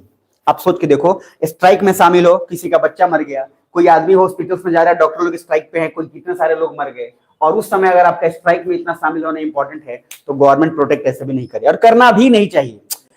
डॉक्टर का सिद्धांत ये है कि हमको सरकार से लड़ना है, ठीक है, किसी पेशेंट से लड़ना नहीं है। बैंकर का सिद्धांत ये नहीं होता। आप भी अगर आंदोलन करते हो तो नॉर्मल लोगों को क्यों बर्बाद करते हो? तो देखिएगा जितने कम पढ़े लिखे लोग आंदोलन कैसे करते हैं, देखना इतू लड़का सा वो डंडा लेके घूम रहा है, गाड़ी ले जाओ, पीछे ले जाओ गाड़ी। ऐसा सीन हो जाता है कि एक आदमी का डेथ हुआ और रोड जाम कर दिया। आप सोच के देखिए कि अपने एक आदमी के डेथ के चलते कितने लोग मर रहे होंगे। कोई हॉस्पिटल जा रहा होगा, कोई पब्लिक फैसिलिटी के लिए कुछ जा रहा होगा, कोई मिलिट्री का होगा, किसी का जॉब होगा, किसी का अपॉइंटमेंट होगा, उनके पास इतना दिमाग ही नहीं। तो लॉजिक क्या है, आंदोलन जब भी किया जाता है तो आंदोलन आप उस हिसाब से करिए। आप सोच के देखिए, गांधी जी ने इतना आंदोलन किया, कभी इतने लोग भीड़ में आते थे, इतने ज्यादा भीड़ जो आज भी नहीं आ पाते, और आज तक कभी किसी पब्लिक और नॉर्मल लाइफ को डिस्टर्बेंस भी नहीं हुआ। लीडरशिप ऐसे नहीं होता है। तो लॉजिक है इधर, केरला हाई कोर्ट ने बोला है, तेलंगाना हाई कोर्ट ने, केरला हाई कोर्ट ने। देखो 2-3 चीज मैं बोल रहा हूं, उसको लिख लेना एक बार, राइट टू स्ट्राइक में। पहला पॉइंट लिख लो कि right to protest is a fundamental right. आपका फंडामेंटल राइट है किसी चीज का विरोध करना। अगर गवर्नमेंट ने बोला राइट टू प्रोटेस्ट, क्या फंडामेंटल राइट है कि नहीं है? है। लेकिन right to strike is not a fundamental right. Right to protest is a fundamental right, but right to strike is not a fundamental right. और ये क्वेश्चंस आपको इंटरव्यू में दागेगा, डेफिनेटली दागेगा। और वो दागता कैसे है? किसान आंदोलन के माध्यम से। बहुत बढ़िया घुमाएगा। तो सर फिर से पूछ रहा हूं, राइट टू स्ट्राइक आपका फंडामेंटल राइट है क्या? No. But right to protest, yes. Right to protest इसलिए गवर्नमेंट ने कुछ उल्टा सीधा हरकत किया और आपने सर उसका विरोध किया कि नहीं सर ऐसा नहीं है, ऐसा नहीं करने देंगे, गलत है, बात खत्म। तो किसान आंदोलन प्रोटेस्ट लिखा रहा था कि स्ट्राइक लिख रहा था? प्रोटेस्ट लिख रहा था। और किसान आंदोलन ध्यान से समझिएगा, जब किसान आंदोलन हुआ उसके बाद दो तीन चीजें चेंज हुई और उसके बाद बहुत प्रभाव भी पड़ा, तब जाके न्यूज में भी आने लगा। इधर यहां पे लिखा हुआ what are the important supreme court judgement related to right to strike. हालांकि आपके लिए बहुत जरूरी नहीं है, बट फिर भी एक जो है एक केस काम का होता है, वो टीआर या टीके जो है, Rangarajan versus government of Tamil Nadu. ये नहीं भी याद रहे तब भी चलेगा, आपको बस इतना याद रहना चाहिए कि स्ट्राइक जो है वो फंडामेंटल राइट्स आपका नहीं है। क्लियर यहां तक? Next heading, Joshimath land subsidence. Joshimath, चलिए तो जोशीमठ का बस सिंपल एक न्यूज में रहेगा और वो न्यूज में है, ये उत्तराखंड का बेसिकली है, ध्यान से समझिएगा। और इसमें आपको समझना यह है कि अचानक से घर में जो है दरार आ गया। पहले शब्द पे देखना, एक है लैंड, एक है सब्सिडेंस। सब्सिडेंस मतलब आप यहां पे हैं और सीधा बस गया नीचे। तो फिजिकल ज्योग्राफी में उसका बहुत सारा कारण है, कन्वर्जेंस डाइवर्जेंस के कारण कैसे होता है वो मैं उधर पढ़ाऊंगा। अभी के लिए समझना, न्यूज में है जोशीमठ, जिसके कारण बहुत सारे ऐसे जगह जो अचानक से दरारे और पूरे घर में एक साथ आ गया। उसका फोटो यहां दिखे ध्यान से, अगर इसको आप ध्यान से देखेंगे तो पूरा का पूरा अचानक से जो था सीधा नीचे चला गया और ये ऑटोमेटिक हुआ, जो किसी को पता तक नहीं था। और इसका मेन रीजन हुआ, इसमें कुछ लोग घायल भी हुए, कुछ लोग मरे भी, लेकिन इसका मेन रीजन ये था कि देखिए जो पहाड़ी एरियाज में होते हैं वहां पे थोड़ा पहाड़ी एरिया में दबाव बहुत ज्यादा है। देखिए दबाव इस तरह से ज्यादा है क्योंकि वहां पे ऑटोमेटिक दो तीन चीजें होती हैं। नल का सिस्टम वहां लगाना बड़ा डिफिकल्ट होता है, ध्यान समझिएगा। पहाड़ी एरिया में अगर आप जाएंगे ना तो नल का लगाना सिस्टम अपने आप में बहुत बड़ा चैलेंज है, और नल को लगाने के लिए हम लोग कितने कितने जद्दोजहद करते हैं। तो सर इसका सिर्फ एक कारण बताया गया गवर्नमेंट की तरफ से, ये जो है ओवरबर्डन के कारण अचानक से ये हुआ, और दूसरा अर्थक्वेक जो है उसका भी एक परिणाम है जिसके कारण ये हुआ, लेकिन ये बहुत अलग तरीके से हुआ, तो इसलिए न्यूज में आ गया।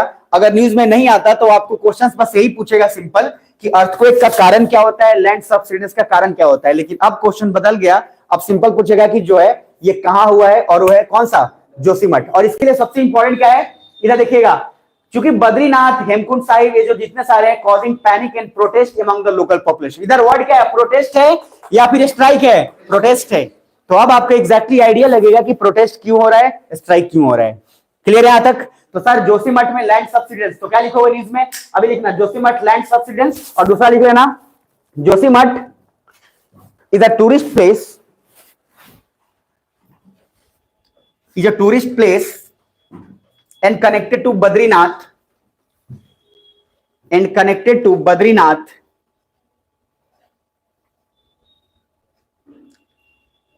and Hemkund Sahib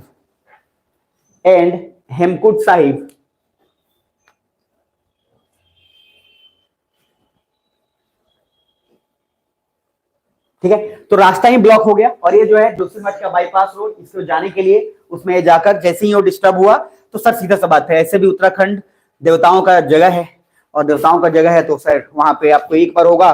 कितने लोग गए हो आप लोग में से केदारनाथ भी गए हो? नहीं गए हो ना? अब जाना भी मत।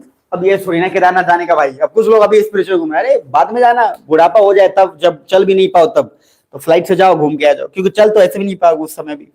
अरे बुढ़ापा में अगर कोई आदमी जा रहा है कहाँ? वैष्णो देवी। अच्छा वैष्णो देवी कितने लोग गए हो? मैंने समझा, वैष्णो देवी पहुंच जाते हैं लोग।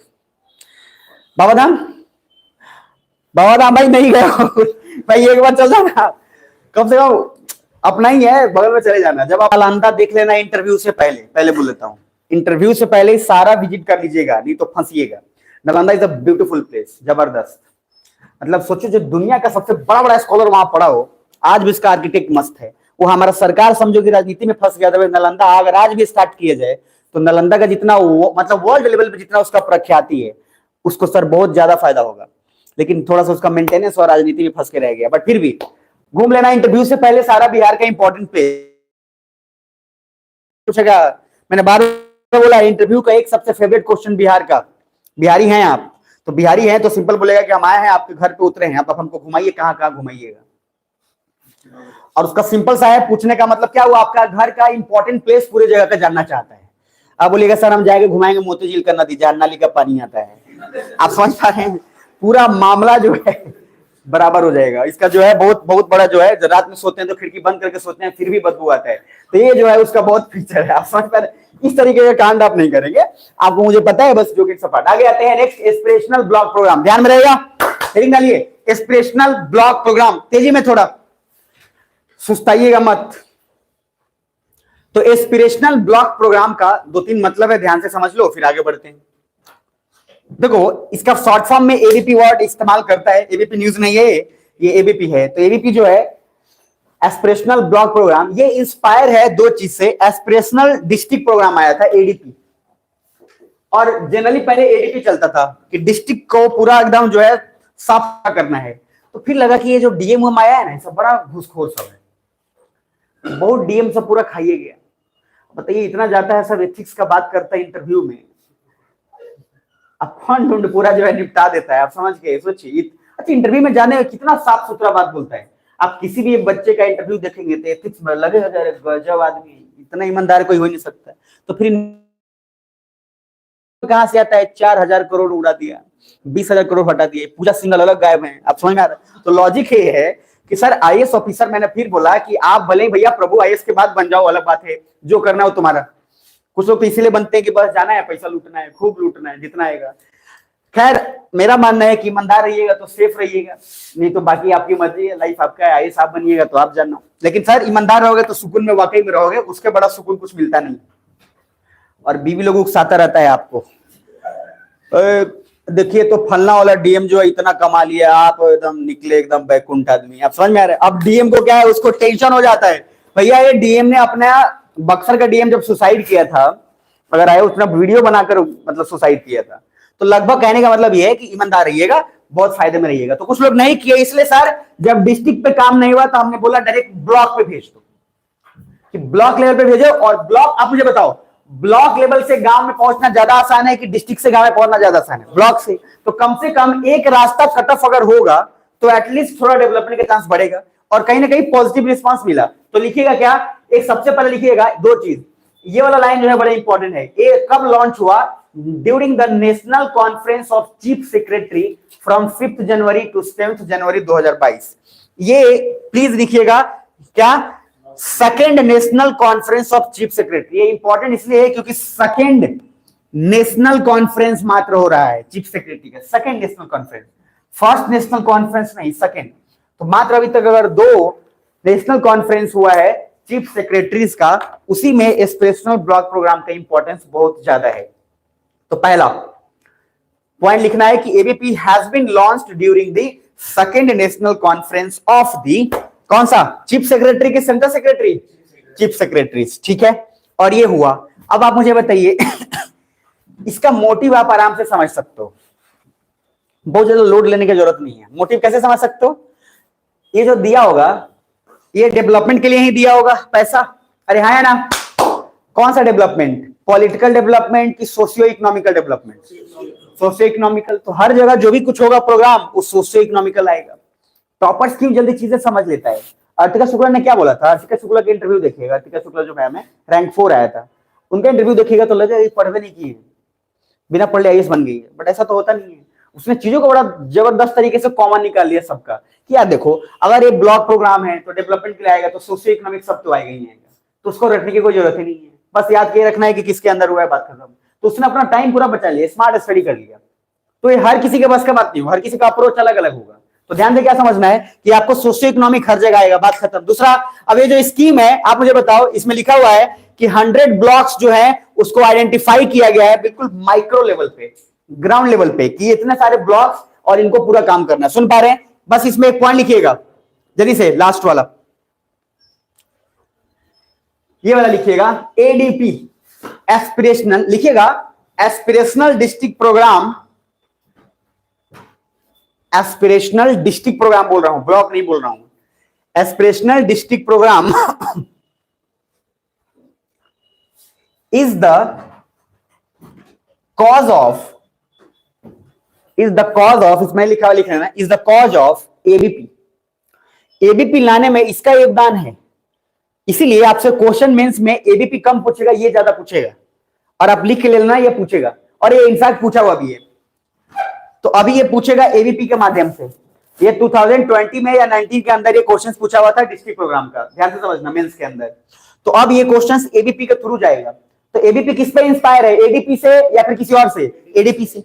तो दो चीज, ये देखो कब लॉन्च हुआ है, 2018 के अंदर, यानी कि एडीपी लॉन्च हुआ 2018 में, और 22 में क्या हुआ, एबीपी। अब आप मुझे बताइए, 4 साल में पता तो चली गया होगा कि एडीपी सक्सेसफुल काम नहीं कर रहा है। अरे है ना, तभी तो यार लगा कि इससे काम नहीं होगा प्रभु, तो बनाया गया एबीपी। तो अब ये इंपॉर्टेंट ज्यादा हो गया है, और देख लीजिएगा ये आपको पूछेगा उसके माध्यम से। तो बस लिख दिया गया है, ध्यान से रख लीजिएगा। और उसके बाद बाकी कितने सारे डिस्ट्रिक्ट इसमें कवर करेगा, 112, और ये सब ये रटने की जरूरत नहीं है। इसमें एक चीज जो है आपके लिए काम का हो जाता है, इधर collaboration of central state level प्रभारी ऑफिसर्स एंड डिस्ट्रिक्ट कलेक्टर। तो इसमें 3 लोगों का कोलैबोरेशन, और यूपीएससी यही पूछता है, क्योंकि जब भी कभी प्रोग्राम लॉन्च होगा तो उसमें सिर्फ एक अलग स्टेट लेवल नहीं है, 3 लोग है। कौन कौन, सेंट्रल लेवल पे है, स्टेट लेवल पे है, और डिस्ट्रिक्ट लेवल पे है। और उसमें डिस्ट्रिक्ट लेवल पे जो है जिन कौन होगा, डिस्ट्रिक्ट कलेक्टर होगा, वही जो आप बनने वाले। खूब लूटिए बनने के बाद, जितना लूटना है लूटिए, समझ में आ रहा है, ईमानदारी का मजा, पैसा नहीं भाई, पैसा लूटिएगा तो बर्बाद हो जाएगा। अभी बहुत सारे डीएम, अभी आप देखिए खूब छापा हुआ मारा रहा है बहुत सारा। सोचिए एक नॉर्मल डीएम जो है इतना पैसा कमा लेता है जितना कोई कमाएगा ही नहीं, और ऊपर से इतना शांत रहता है कि मतलब 50 कैसे लेता है लोग यार, समझ में नहीं आता है। ऊपर से इतना शरीफ टाइप दिखता है, और घर में जाकर ईडी छापा मारा तो कह रहा है मशीन कम पड़ गया है, मशीन लेके आई। आप सोचिए इतना कैसे पैसा किसके पास हो गया। खैर चलिए जी, आप जाओगे तो आपको पता चलेगा कि क्या है नहीं है। अच्छा एक और चीज लिख दीजिएगा, द एडीपी नीति आयोग का नाम, ये मत भूलिएगा, लिखिएगा the ADP is anchored by या इंप्लीमेंटेड बाई नीति आयोग। नीति आयोग का फुल फॉर्म पता है ना, नीति, NITI, नैति। तो क्या है, national institute for transforming India, एक ऐसा संस्थान जिसका लक्ष्य है कि इंडिया को बदल देना है।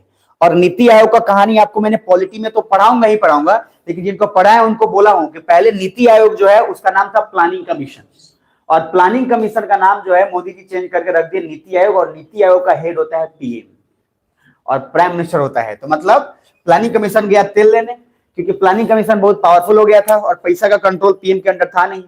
अब जहां मोदी हो वहां पे कोई और कंट्रोल कैसे करेगा। तो ये अपना भाई बिजनेस माइंडेड आदमी है, इसने प्लानिंग कमीशन वाले को बोला ऐसा है बेटा, तुम अपने डिपार्टमेंट संभालो, पैसा वाला हमको संभालने आता है।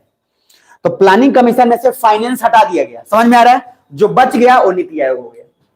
पॉलिटी में पढ़ाऊंगा, लोड मत लेना। अच्छा अभी तक क्या आप लोग पटा पा रहे हैं, बोलो ईमानदारी से बोलना, अगर बोर हो भी रहे होगा तब भी हाँ नहीं बोलना, समझ में आ रहा है। चलो आते हैं लास्ट। तो मैंने अभी तक जो पढ़ाया है फिर से एक बार रिपीट करता हूं, फिर नेक्स्ट पे आऊंगा। फूड ग्रेन स्कीम, आप लोग सब मेरी तरफ देखना ईमानदारी से। पहला क्या पढ़ाया था, याद करो, रिकॉल करो, देखना कोई नीचे नहीं देखेगा। अभी चार पर आ गया आवाज वही वही पलटने। सबसे पहला कौन, वीरोबोर, ऐसा ऑर्गेनिज्म जो बैक्टीरिया खा जाता हो, वायरस। दूसरा कौन सा, national green hydrogen mission, clear है। यहां पे कितना इंपोर्ट सेव करेगा, approx 1 lakh crore import save करेगा, राइट। चलो और उसके बाद आते हैं national green hydrogen mission. Third क्या पढ़े, थर्ड यही पढ़े, एस्पिरेशनल ब्लॉक प्रोग्राम। कुछ और भी था, जोशीमठ लैंड सब्सिडेंस। आप सोचिए। चौथा अपना दिमाग का आइडिया लगा लेना, सर आप पढ़ाइए ना, हम अपना आइडिया लगा लेंगे। चौथा क्या है, चौथा पढ़ा है एस्पिरेशनल ब्लॉक प्रोग्राम ना। और उसके बाद अब नेक्स्ट हेडिंग डालिएगा food grain scheme, very important. हर साल food grain scheme questions ditto रहता है। राशन कार्ड, राशन शॉप के बारे में एनसीईआरटी में जो आप बचपन से पढ़ते आए हैं 8, 9, 10 में, उनका क्वेश्चंस आता है। राशन शॉप जो है बड़ा पॉपुलर है, राशन कार्ड भी पॉपुलर है। अब एक क्वेश्चन आ जाता है कि आजकल राशन कार्ड बताओ नेशनल लेवल पे काम करता है कि स्टेट लेवल पे काम करता है। अरे बीच में आपको पता नहीं, और राशन कार्ड से आप कहीं भी जाकर ले सकते हैं। मतलब अगर आपका राशन कार्ड बिहार का है, दिल्ली में आपको राशन लेना जाके ले लीजिए। और कितने लोगों ने राशन कार्ड का अते पता नहीं रहता है, वो इम्प्लीमेंटेड है, उसको पता है कि हम उसके हकदार हैं, लेकिन उसको आता ही पता ही नहीं। तो अब राशन कार्ड कहीं से भी आप राशन कार्ड की मदद से ले सकते हैं। तो जो लोग कहीं अगर दूसरे जिला से यहाँ गए होंगे तो राशन के लिए मत चल जाइएगा मुंगेर, समझ में आ रहा है। जहां पे आप हैं यहाँ पे आप कार्ड दिखाइए, मिल जाएगा। गवर्नमेंट के डेटाबेस में उतना डेटा आपको इंप्लीमेंट कर दिया जाएगा, उतना कट जाएगा। मतलब कि जो आपको मिलना था 20 kg, उसमें से 18 केजी आपने ले लिया, बात खत्म। कुछ बुझा रहा है? तो आई थिंक ये बढ़िया स्कीम है कि बेकार है सर? इसके पीछे कारण है, देखो सारा का सारा मजदूर चल जाता था दिल्ली कमाने, दिल्ली, पंजाब, हरियाणा, बिहारी लोग हर जगह, तो मजदूर सारा का चल गया। अब सर आप बताओ, राशन कार्ड उन्हीं लोग के लिए था, राशन कार्ड रखे हुए हैं लेकिन अनाज कोई और उठा रहा है, बाबू साहब लोग, अरे बुझा रहा है? तो वही उठा भाई, जो गांव में रहेगा वही ना उठाएगा, अब जो गांव में है ये नहीं क्या उठाएगा? तो राशन कार्ड किसी और के पास है, अनाज कहीं और से उठा रहा है और इसका थोक गोदाम उसका हो रहा है और वो बेच रहा है। एमडीएम में सबसे बड़ा प्रॉब्लम वो भी हो रहा था। तो क्या बोला गया कि बेटा आपसे मजदूर जिसके पास राशन कार्ड है वो जहां है वहीं ले सकता है। तेलंगाना में सबसे ज्यादा मजदूर लेके गया अनाज, तेलंगाना गवर्नमेंट परेशान हो गया कि सब यही सब ले लेगा। भाई उसको भी तो है कि हमारे पूरे स्टेट को मैनेज करना है, और उसमें अगर कोई एक पर्टिकुलर तबका ज्यादा ले लिया तो और सबको कैसे मैनेज करेगा? तो सेंट्रल गवर्नमेंट बोला चिंता मत करो, अभी भेज रहे हैं। और तेलंगाना मैंने बार बार बताया था कि आईएएस बनने के बाद सबसे फेवरेट जगह साउथ में कोई कैडर मिले, आपको ऑप्शन पूछेगा तो तेलंगाना डालना, बड़ी मजेदार लाइफ होगा वहां पे, बहुत मजेदार।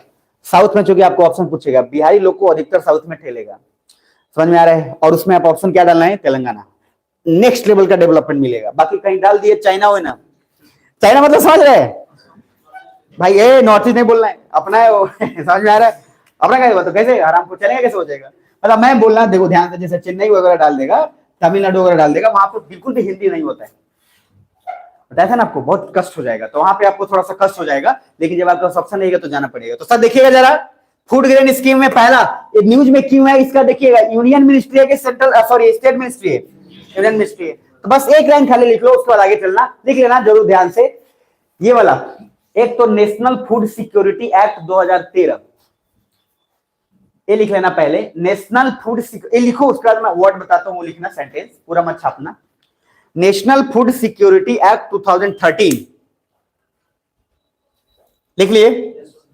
एंड अब उसके आगे लिखना, and union ministry of consumer affairs, ये पहला line, and union ministry of consumer affairs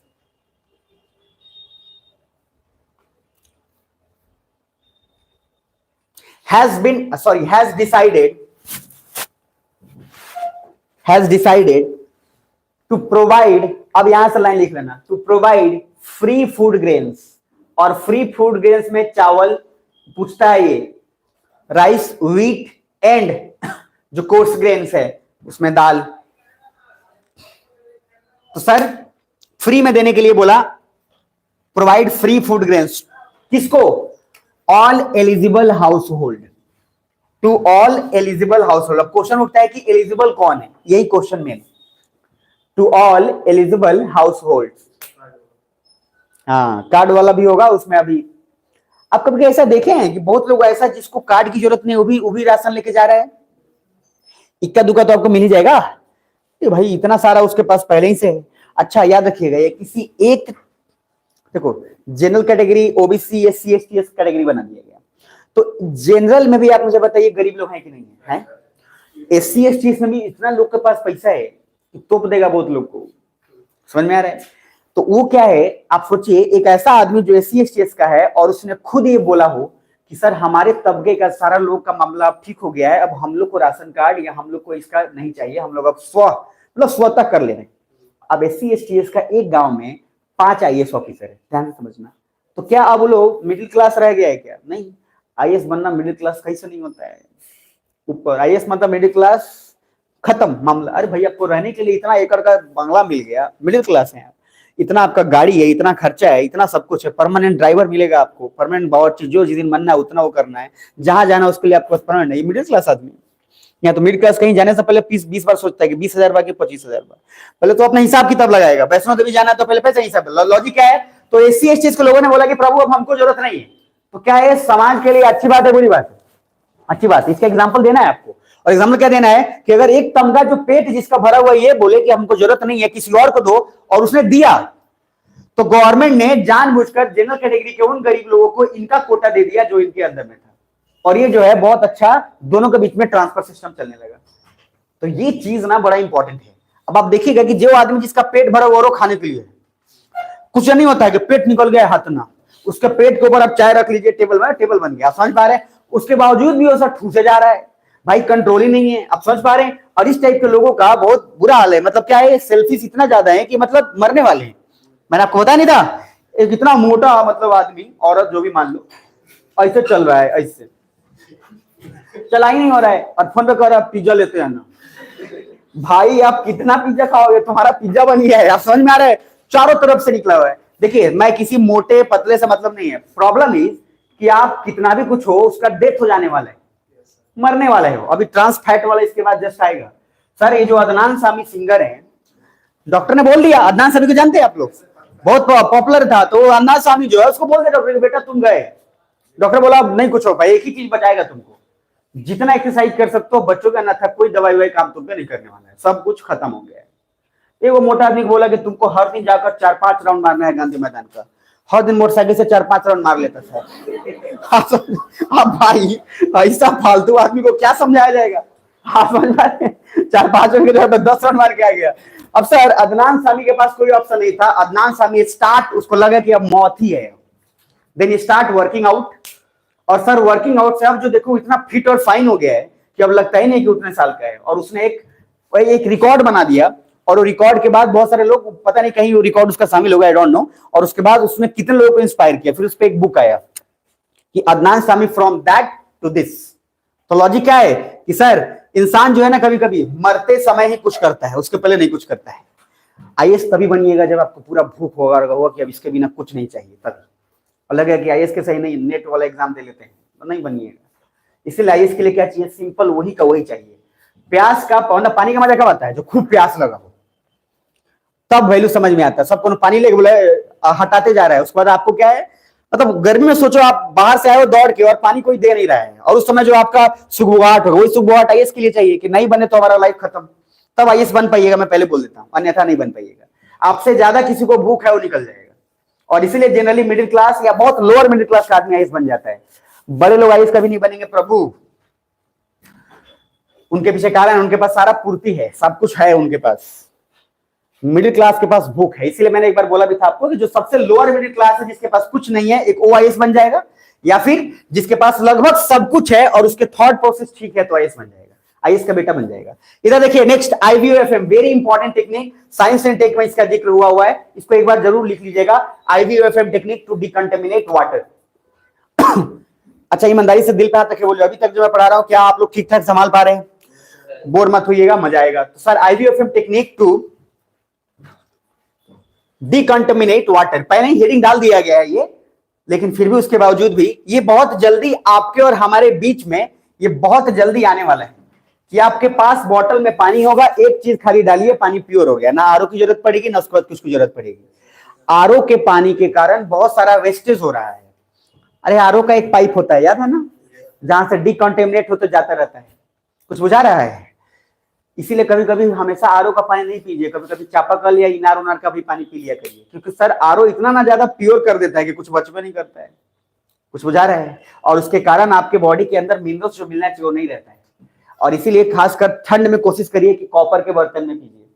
अब कुछ लोग बोलेगा कि कॉपर आपके पेट में नहीं है, कॉपर आपके बॉडी में नहीं है, तो कॉपर खा के थोड़ी ना कॉपर मिल जाएगा। तो आप उस कॉपर के बर्तन में पानी पिएंगे तो कॉपर उसके अंदर चला जाएगा। तो लॉजिक ये है कि कॉपर का, जैसे अभी पहले लोग फुलहा लोटा इस्तेमाल करता था, पता है ना, आज भी बहुत दादाजी लोग रखते हैं फुलहा लोटा, मौजूद के और सब जो है आज भी बहुत सारा होता है, लेकिन अभी नॉर्मल लाइफ में बहुत कम है फुलहा लोटा। फुलहा लोटा से उनके कभी भी उनको बीमारी भी नहीं होगा, जनरली पेट का प्रॉब्लम ही नहीं होगा जनरली। तो उसके पीछे कारण होता है। तो सेम एक टेक्निक आया है नया, IVOFM, इसका फुल फॉर्म पहले लिख लीजिए। कहीं दिख रहा है फुल फॉर्म इसमें? बोलो ना हाँ या ना। अभी तक नहीं दिखा ना? आप देखो, जल्दी लिखो पहले फुल फॉर्म, फटाफट फटाफट फटाफट। देखते हैं कौन जल्दी जल्दी। इसके बावजूद भी देखते हैं कितने लोग लिख लेते हैं। आप ही पे छोड़े हुए हैं, सब आप ही पे है।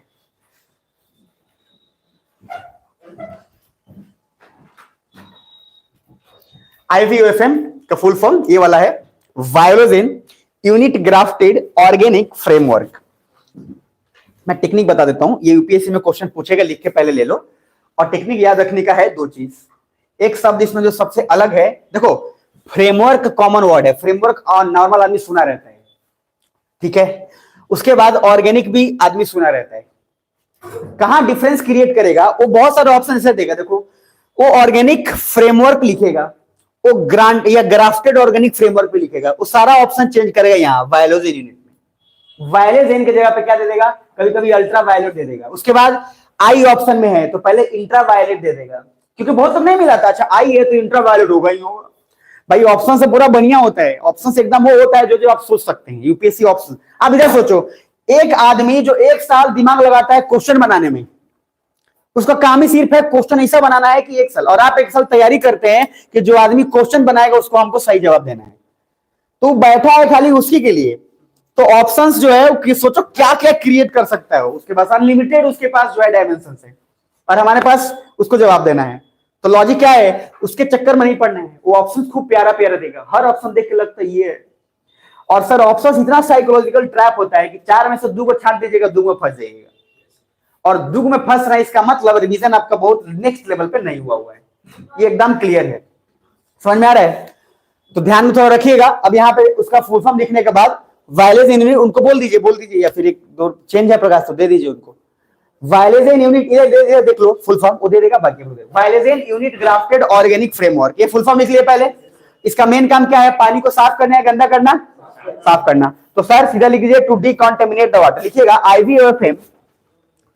IVOFM, ये वाला लाइन लिखना जरूरी है।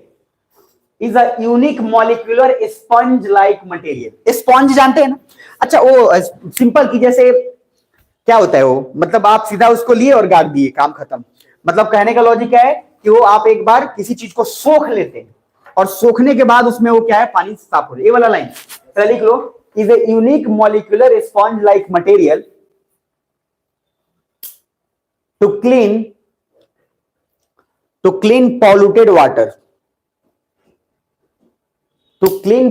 वाटर, और ये वाटर को कैसे क्लीन कर रहा है, उसमें कुछ मिलाकर या फिर सोख करके। ये उसका बहुत खासियत है कि पानी, अच्छा पोछा जानते हैं ना, पोछा देने वाला, तो बहुत लोग तो कुछ से पोछा दे देता है, जितना फटा उटा कपड़ा होगा पोछा बन जाता है। समझ में आ रहा है? अलग अलग तरीके पोछा लगाने का होता है। तो पोछा एक नया आया है जो मशीन वाला होता है, जो आई थिंक आप देखे ही होंगे आजकल हर किसी के पास है, जो आप सीधा ऐसे गाड़ते हैं और उसमें जैसे इस पर डंप करोगे वो गड़ जाएगा। और स्पेशली जो लोग को बहुत पोछा का काम होता है, मैं एडवाइस करूंगा कि वो ले लेना, मतलब ज्यादा में नहीं, 250-300 में मिल भी जाता है और काम का चीज है वो। समझ में आ रहा है? तो एक ऐसा ट्यूब बनाकर दिया रहता है मशीन, उसमें सिंपल आपको दोनों तरफ एक पोछा, एक तरफ और भी चीज रखा है, उसमें आप पानी भी भर सकते।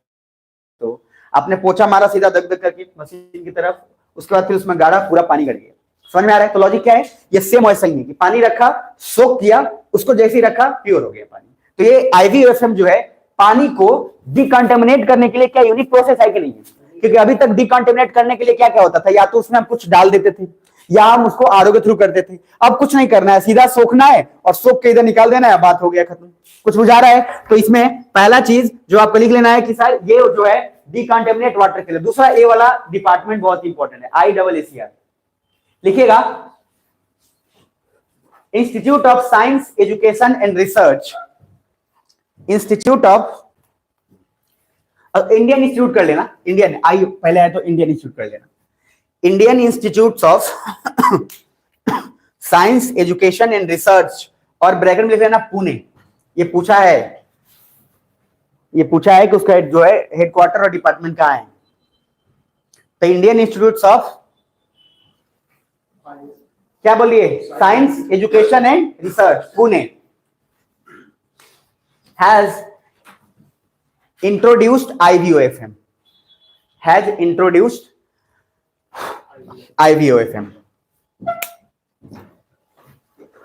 यहां तक ठीक है? अब देखो मेरे पास इस PDF का हिंदी में भी अवेलेबल है, मैं आपको ऑनेस्टली बता देता हूं पूरा बढ़िया से। तो सर हिंदी बता दीजिएगा, मैं आपको बता देता हूं, जैसी बात आएगा IVOFM का, उसका जो हिंदी का फुल फॉर्म होगा बहुत डिफरेंट होगा भाई। उसमें ये मान लो फुल फॉर्म देखो कैसे, हिंदी में अलग होता है, हिंदी में तो कुछ कुछ शब्द ऐसा होता है कि हिंदी टू हिंदी डिक्शनरी की जरूरत पड़ेगा। समझ में आ रहा है? हिंदी को समझने के लिए हिंदी डिक्शनरी की जरूरत पड़ेगा, और लक्ष्मीकांत का भाषा कुछ वैसा ही है। अब जैसी ऐसा भाषा आएगा तो दिमाग खराब होगा। फिर फुल फॉर्म आता है, अब देखो फुल फॉर्म कैसे रखते हैं बच्चे, 10th-12th में कैसे रखते थे। मान लो कोई एक चीज का फुल फॉर्म बताओ, मान लो जैसे कुछ भी पूछा है कि अगर यूनिट क्या है, जैसे लेट से चार्ज पढ़ते थे ना, चार्ज, अब चार्ज का यूनिट क्या है, कूलम, भाई पढ़े हो ना? तो चार्ज का यूनिट है कूलम। अब कूलम हो गया। अब सर हिंदी में जो है लिख रहा है क से, तो आपको क से लिख रहा है और सिंबल उसको दे रहा है मान लो सी, तो वहां पे क का तो मेन तो के से प्रोनाउंसिएशन होना चाहिए। अब वहां पे फिर भी आप रटते हैं, तो सोचो हिंदी भी आप रट रहे हैं, तो भाई उससे बेहतर है कि फुल फॉर्म जब आसान है तो उससे आसान है। और ट्रस्ट में मैं नहीं बोल रहा, मैं जस्टिफाई भी नहीं कर रहा, सच बात यही है कि आईएएस बनने के लिए आजकल आपको बाइलिंगुअल आना ही चाहिए। आप अगर हिंदी भी इंटरव्यू दीजिए, मैंने बोला आपको कितनी बार आईएएस का नाम बार बार जिक्र करता हूं, क्या नाम है उनका, जो दिव्या तौर, वो मैंने बार बार बोला, ये इसलिए बोला क्योंकि लेटेस्ट एग्जांपल है। हिंदी में भरी थी कि इंटरव्यू हिंदी में होना चाहिए साक्षात्कार, और पूछ रहा है कि हम इंग्लिश में पूछेंगे, अगर आपको कोई ट्रांसलेशन वाला लेना है तो ले लीजिए। तो भाई ऐसा आप सोचो, उस समय एक आदमी बोले कि सर आप पिछले 20 साल से खाली हिंदी पढ़े, हमसे इंग्लिश में नहीं होगा। आप मुझे बताइए उसका इंटरव्यू कंटिन्यू होगा क्या? नहीं होगा। आप आईएएस हैं और कोई नया चीज सीखने के लिए आ रहे हो, सीखना नहीं चाहते हो, तो क्यों आईएएस बनोगे आप भ्रम में हैं, नहीं होगा आपका। हम पहले बोल दे रहे हैं, अगर आपको भ्रम में लग रहा है आप निकल जाइए, अपना टाइम भी वेस्ट मत करिए खोटी, क्यों कोई नया चीज अगर आप सीखने की कोशिश नहीं करेंगे। अब उस समय अगर दिव्या तौर बोल देती वो सर वो ट्रैप था, वो बोल देती सीधा एक बात क्या कि हाँ सर हमको ट्रांसलेटर दे दीजिए, वो ट्रैप था। उसने क्या बोला, no I don't need a translator, हम सर मैनेज कर लेंगे। और ये गट्स चाहिए एक आईएएस ऑफिसर में। नया पॉलिसी आया, गांव में जाकर इंप्लीमेंट करना है डीएम को, कह रहा नहीं नया आया नहीं जाएंगे, भेज दिया दूसरे किसी को। क्या आप रीजन समझ पा रहे हैं? इसीलिए आईएएस इसलिए मत बनिए कि आपका रोटी रोजी और वो सब चलेगा। आईएएस इसलिए बनिए बिकॉज आप आईएएस बनना चाहते हैं, आपको चेंज करना चाहते हैं, और उसके लिए तैयार हर लेवल पे रहो। इसलिए मैंने बोला हिंदी में आपको चाहूं मेरे लिए आसान है कॉम्पेरेटिवली, लेकिन आप आईएएस आपको खुश करके मैं नहीं बना सकता, जो जरूरी है वो करूंगा। तो लास्ट बार बोल रहा हूं, आईवीओएफएम क्या करना है, डिकंटेमिनेट करना है कि कॉन्टेमिनेट करना है? डिकंटेमिनेट करना। यहां तक क्लियर है? लास्ट एक दो पढ़ा तो उसके बाद खत्म करेंगे, क्लियर है? पक्का ना? किसी का ऐसा तो नहीं हो रहा कि सर बहुत हो रहा है, हम जा रहे हैं। अगर ऐसा हो रहा है तो मैंने बार बोला गेट हमेशा खुला रहता है, भाग जाना एकदम जितना तेजी में, जबरदस्ती अपन पढ़ाते नहीं है ना, आपको रखेंगे। तो लास्ट पॉइंट है, फिर भी बोल रहा हूं, Ladakh demanded 6th schedule, very important. और सूची हिंदी में क्या बोलते हैं? सूची बोलते हैं, अनुसूची बोलते हैं? शेड्यूल को क्या बोलते हैं? अनुसूची की सूची, अनुसूची। अब सर एक है शेड्यूल, उसके बाद है अनुसूची। ध्यान से समझना। पहला point ministry of home affairs, गृह मंत्रालय। अमित शाह जानते हैं ना भाई, एकदम बिस्खोपड़ा आदमी है वो, आप समझ पा रहे हैं? गजब का है, पूरा बाल ऐसी थोड़ी ना गायब हो गया, बिस्खोपड़ा आदमी है। खैर हम उधर आईएएस है तो राजनीति पे काम नहीं करके जाना है, लेकिन सर सिंपल है, ध्यान में रखना क्या है कि जब आप आईएएस है, इधर देखो, एक आईएएस ऑफिसर जाकर बोलता है कि sir I have no interest in politics, 2 महीने बोलेगा उठ के बाहर जाओ। अरे आप आईएएस बनने वाले हो, आपको पॉलिटिक्स से ही नाता है, बट आपको न्यूट्रल रहना है। आपको काम जिसके लिए करोगे, सीएम साहब के लिए काम करोगे भाई, आपका नेता से पाला कभी झाड़ ही नहीं सकते हो। अरे तुम जा ही रहे हो वहां पे और तुम बोलो कि हमको पॉलिटिक्स में इंटरेस्ट नहीं है, तो तुमको काहे आना इधर? तो जाओ भाई साधु तो बनो, तुमको समझ में आ रहा है। आईएएस ऑफिसर्स है, you must aware about every political states. तभी तो पॉलिटी पढ़ा जाता है, नहीं तो पॉलिटी हटा दिया जाता। और सिर्फ समाज सेवा करना होता तो बोल दिया जाता पॉलिटी खत्म, आयर खत्म, सिर्फ समाज सेवा है। खाली क्या पढ़ना है? स्पिरिचुअलिटी पढ़ना है, श्री श्री 108 श्री झांसाराम का कहानी पढ़ना है, समझ में आ रहा है? ये सब कांड होता। तो लॉजिक क्या है? आपसे कहना ये है कि जानिएगा पॉलिटिक्स में इंटरेस्ट होना। सर गांधी जी का स्टेटमेंट था कि if A youth does not know anything about the politics, it's a bad for the entire country. They must aware about the states. इसलिए आईएएस इसलिए मत बनिए कि आपको बनना है, मैंने बार इसलिए बनिए क्योंकि आपको पता हो कि रोजगार क्या चल रहा है, क्या रेशियो चल रहा है, क्या नहीं, ये आपका हक है जानना। अगर आप नहीं जानते हैं तो आप आम आदमी भी नहीं। जैसे किसी को आम आदमी को समझाना शुरू करिएगा ना, कॉमन मैन, मैंगो मैन, याद है ना? तो मैंगो मैन आम आदमी क्या करेगा? मैंगो मैन जो है करता है पंजे से समझ गए, हमारा दाल चावल से मतलब। तो दाल चावल से मतलब है तो मरोगे, चिल्लाते हुए आओगे, लॉकडाउन वही काम करोगे। तो लास्ट है पॉइंट, देख लीजिएगा, demand of 6th schedule. Total schedule कितना है? तो 12। तो इसके लिए मैंने आपको टेक्निक बताया था ना, क्या था? टीयर्स ऑफ ओल्ड पीएम, पुराने पीएम का आंसू। तो क्या है? TARS, टीयर्स हो गया। इधर क्या बोलना? OF, ओल्ड पीएम, बना लो, काम आसान हो जाएगा बस। तो टीयर्स ऑफ ओल्ड पीएम, हर चीज का आराम से टेक्निक है, पॉलिटी में मजा आ जाएगा। तो टीयर्स यहां से क्लियर है, और इसमें बोला है 1 2 3 4 5 5 10 2 12, क्लियर है? कौन सा शेड्यूल बोला है? 6।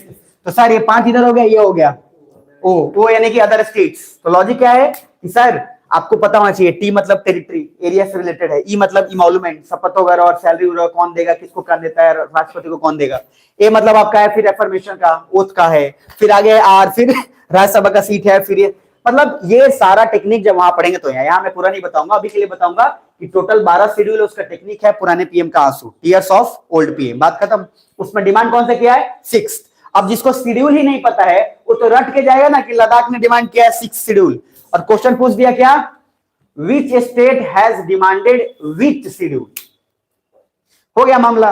अब सर जैसे यूनियन टेरिटरी स्टेट का पूछा, मामला खत्म। यानी कि आपको 6 शेड्यूल पता ही नहीं है तो क्या मार के आओगे? आप सोचोगे ऑप्शन 4 है, चारों उंगली मुंह में कस के दांत काटोगे, जिसपे ज्यादा दांत कटेगा उसी का ऑप्शन मार के आएंगे। ऑप्शन ए पे दांत ज्यादा कटा है, समझ में आ रहा है? नहीं तो जय माता दी, जय माता दी, उसके बाद हनुमान जी और ये करके। खैर, तो सर इसमें डिमांड किया है, ध्यान रखिएगा। और इसके पहले जस्ट अभी लद्दाख ने जो भी कुछ, जो शेड्यूल का डिमांड या जो भी कुछ होगा उसका डिपार्टमेंट का होता है, जिम्मेदारी वो है मिनिस्ट्री ऑफ होम अफेयर्स।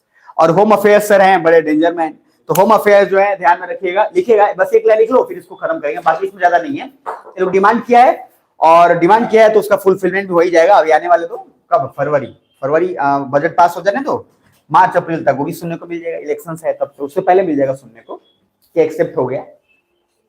अभी डिमांड चल रहा है तो क्या लिखोगे सबसे पहला, sir ministry of home affairs has created a committee, Ministry of Home Affairs has created a committee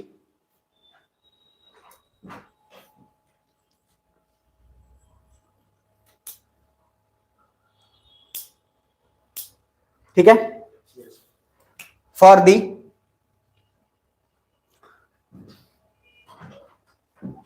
union territory के हिंदी क्या होता है? केंद्र शासित प्रदेश ना। For the union territory of Ladakh. कुछ लोग क्लास में जानते हैं, आते हैं बाद में जाके तो हमरा कुछ समझ नहीं आया रे, क्या क्या पढ़ा दिया इंग्लिश में मतलब बहुत बच्चे जाके परेशान हो जाते हैं कि बाप रे नहीं जाएंगे हमारा रेलवे। ठीक है, मैं बार बार समझाता हूँ, थोड़ा रिस्क ले लो, बड़ा देख लो, काम हो जाएगा आसान। अरे आसान चीज हर जगह मिलेगा, रिस्क ले लो, थोड़ा उठा लो, कंटेंट देख के भाग जाते। इसलिए हम बोले ना कि जनरल मेरे पास जो आकर चला गया वो कभी नहीं कुछ होने वाला है, मतलब नॉर्मली उसमें फर्क है, क्योंकि कंटेंट बर्दाश्त नहीं होगा ना। अब जब रेलवे वाला जैसे देखता है उसको किसी ने बता दिया कि आर्ट एंड कल्चर पढ़ना है, ये पढ़ना, कर इतना पढ़ना है, हम नहीं जाएंगे, समझ में आ रहा है? तो तुम भाई चाहिए भी नहीं, क्योंकि जनरल पब्लिशर में उतना हिम्मत नहीं है, जैसे उसका सब्जेक्ट बड़ा है, इतना 12 को सब्जेक्ट कर, नहीं हमसे नहीं होगा, हम जा रहे हैं सेट मारने। आप समझ में आ रहा है? अब सेट मार के सेट हो गया वो मामला, उसके पास उससे ज्यादा हिम्मत ही नहीं है। और कुछ लोग अपने आप को, ध्यान समझिएगा, कुछ लोग अपने आप को उतना ही पावर इसलिए मान लेते हैं क्योंकि वो मानते नहीं हो, समाज उन पे थोप दिया है कि बेटा तुम्हारा औकात इतना ही है, और वो उस चीज को एक्सेप्ट कर लिया है कि हमारा औकात इतना ही है। सही था, देखो आप कितना भी लेजी आदमी हो, बहुत लेजी आदमी मान लो, बहुत लेजी आदमी, फिर भी उसके बाद जिस दिन शादी है उस दिन बहुत काम है, उस दिन दिन रात काम करते हो कि नहीं करते हो? करते हो। आपके घर में कोई बहुत बड़ा फंक्शन होने वाला है, बहुत चीज है, करते हो, दिन रात जगते हो, तो फिर आपका कैपेसिटी अनलिमिटेड है, आप पहचान नहीं रहे हो। लास्ट देखते हैं इसमें क्या बोला, दो चीज कि सर जो तमिलनाडु के नहीं बल्कि कहां गए, लद्दाख के जो लैंड है उसको सेफ गार्ड करने के लिए, जिस तरह से जम्मू कश्मीर में क्या बोला था, क्या नियम था कि सर जम्मू कश्मीर में नियम पहले ये था कि कोई भी लेडीज या कोई भी लड़की अगर जम्मू कश्मीर के बाहर किसी से शादी करती है तो उसका प्रॉपर्टी राइट्स खत्म हो जाएगा, उसका कोई राइट नहीं रहेगा, उसको कुछ भी नहीं मिलेगा, मामला खत्म।